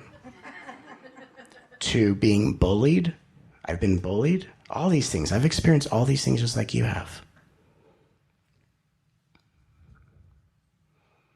And you want to know what out of all of this made me the strongest in who I am, but not strong in terms of protecting myself, but strong enough just to be the light of love that I am, is that even though I began to see that every abusive experience I had was someone else showing me how they'd been abused and giving me a chance to break the cycle of abuse in their life, what else I saw is that if I take an inventory of how despicably I've been treated, it doesn't actually scratch the surface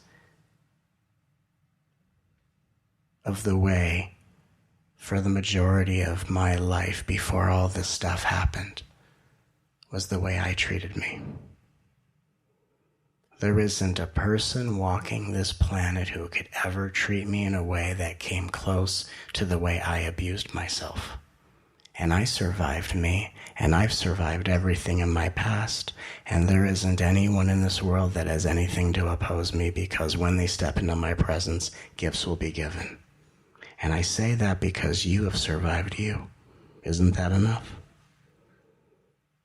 If you had someone following you around whispering threats in your ear, that's actually a criminal charge. How many of us have done that to ourselves? How many of us have walked around being that self-defeating saboteur, interpreting everything you see against you for years on end? You survived you. And everything in your past you've survived. And there isn't anything anyone can do to you that will prevent you from listening to the instant replay of their abuse and responding thoughtfully with a compliment to break the cycle of abuse in both lives. So who's the one with the power? Is the one that so powerfully lashes out? Or is the one with the power the one who can survive every assault and not have anything but blessings to respond with? That's real power. Nothing can stop you from surviving yourself or others. That means you're more powerful than anything you've ever encountered.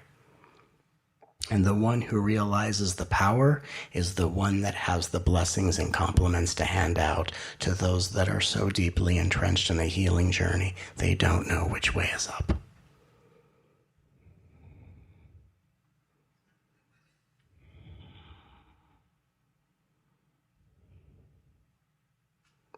Spirituality is not about overcoming your thoughts, getting rid of your emotions. It's not about escaping a karmic cycle. It's about surviving you. And the way you survive you is by blessing and complimenting all the negative judgmental characters that come your way. And what you do to survive you in their presence is you assisting them in surviving them. That's our greatest spiritual accomplishment. We are all surviving ourselves together. And only love will remain. Only love will have the final word in this scenario. And you and I and all of us are here to guarantee that.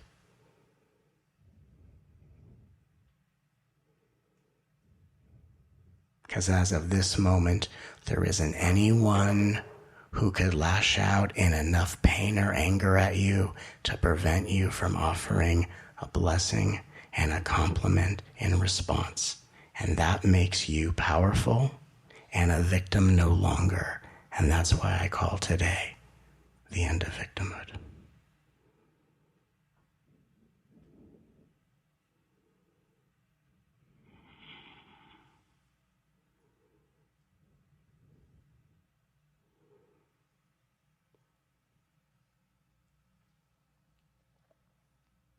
You feel that?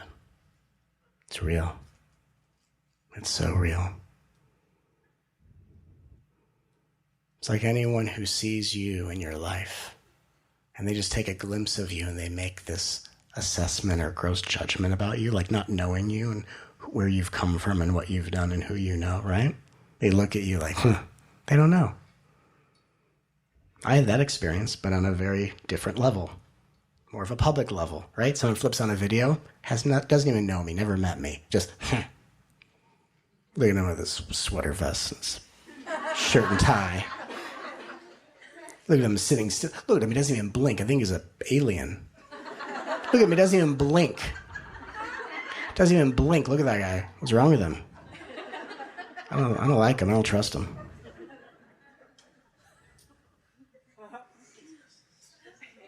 His life isn't equally in shambles. I can't trust that. And you know what? I don't feel a thing. Because it's just a part of what my light is here, helping to heal in other people. I look at all that and I go, thank you. Thank you. Thank you.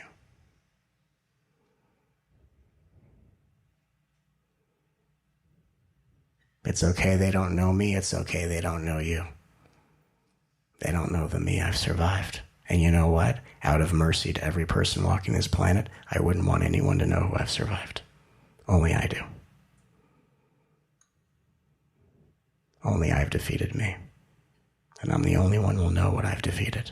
And I would never want anyone to know that. And you, in your greatest victory, will never want anyone to know who you've survived. That's the blessing of mercy. We have mercy and compassion for every person because we would never want to even come close to unleashing onto others what we've endured. That's mercy.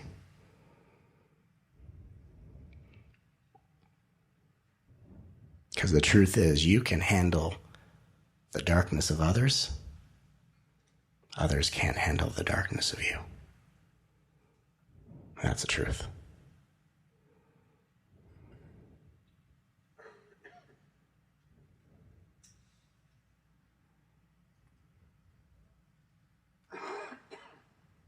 And when you start getting into this rhythm of someone goes blah, and you bless in response, there's a level of confidence that you will cultivate. And that's what you're really looking for on this planet. You're not looking for liberation. That's already happened. Liberation is just remembering what's already liberated. The integration process of becoming a fully embodied being, which is a process. You're not looking for that. That's going to happen no matter what.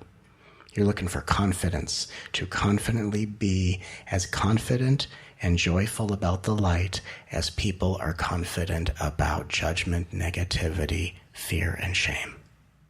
That's what we're here to do. And all you have to risk is being judged and criticized by people who know you the least.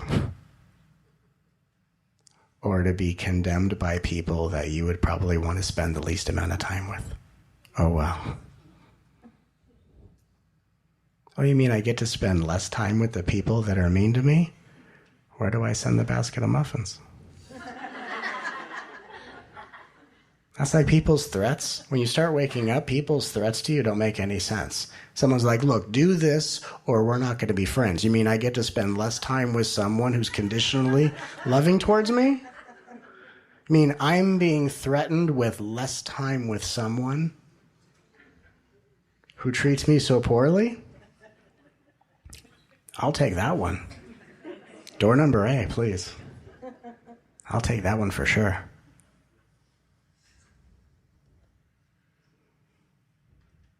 In the energy I'm transmitting, you will quickly come to a level of consciousness where you cannot be threatened, you cannot be intimidated, and you cannot be argued with.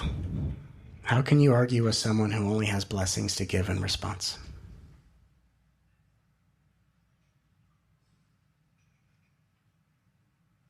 It's very hard. It's very hard to argue with someone who's not fighting.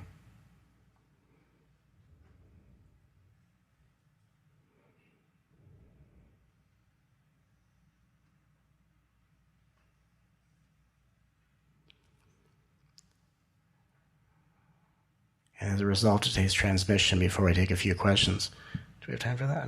Yeah, a few. As you know, a lot of times, recently I've downloaded from the universe that at every soul gathering we do activations as a way of energetically taking the energy you've received from today's transmission and integrating into your field for the most profound healing and transformation possible. And I do it as a repeat after me thing because it helps to rewrite your subconscious mind very quickly. So in honor of what has been provided today, and again, just repeat the words out loud and feel what happens. Try saying these words out loud. Now that I am free of all beliefs, identifications, and attachments to victimhood, I hereby activate and awaken all 108 chakras and crystalline DNA to be activated and awakened, fully grounded into the pure crystalline core of the fifth dimensional earth plane, where I step forward as a light bearer of heart-centered consciousness, calling forth my most fulfilling reality for the well-being of all. That I am now. And so it is. Feel that? Just like that. First we understand how to be free of victimhood, then we activate all the energetics just like that. If you do things in a certain order, it's nearly instantaneous. If you do it in opposite order, it's grueling and agonizing and torturous.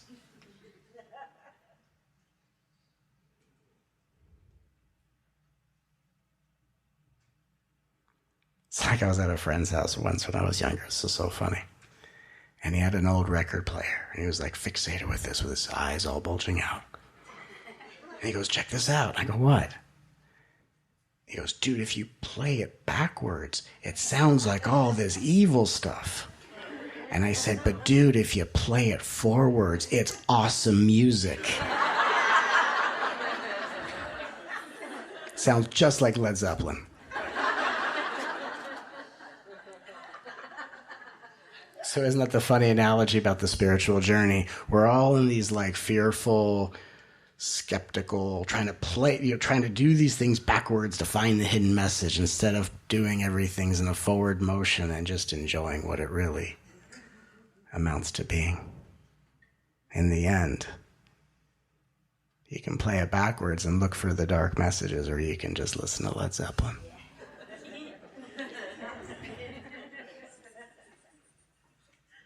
So when we do everything in appropriate order, the order that usually I teach with is, obviously with a transmission, first we surrender, expand our consciousness, learn from an expanded view what all of this really is in your journey, and in surrendering first, then we access the magic and miracles of the energetics.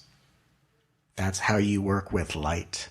When people work with darkness, they say, hey, I don't want to surrender. Nah, put that aside. I want to dance in the magic without surrendering first. That's how people get into dark energy. But what we are doing is the most courageous mission, which is we are going to surrender to the light first. We're going to do it all on divine terms. And then we're going to be given the will of our own power, but only by surrendering to the light first. And that's a journey of courage that no dark being would be caught dead doing, because it's too frustrating, it's too inconvenient, and it makes for too much impatience. And wouldn't you know, a dark being, a negative being, can be as cruel to you as cruelty can be, but they can't survive their own frustration and impatience, which makes that the weakest energy in existence.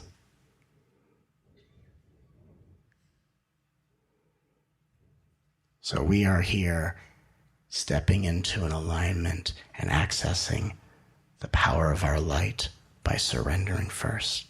That's the highest path. That's the most courageous mission.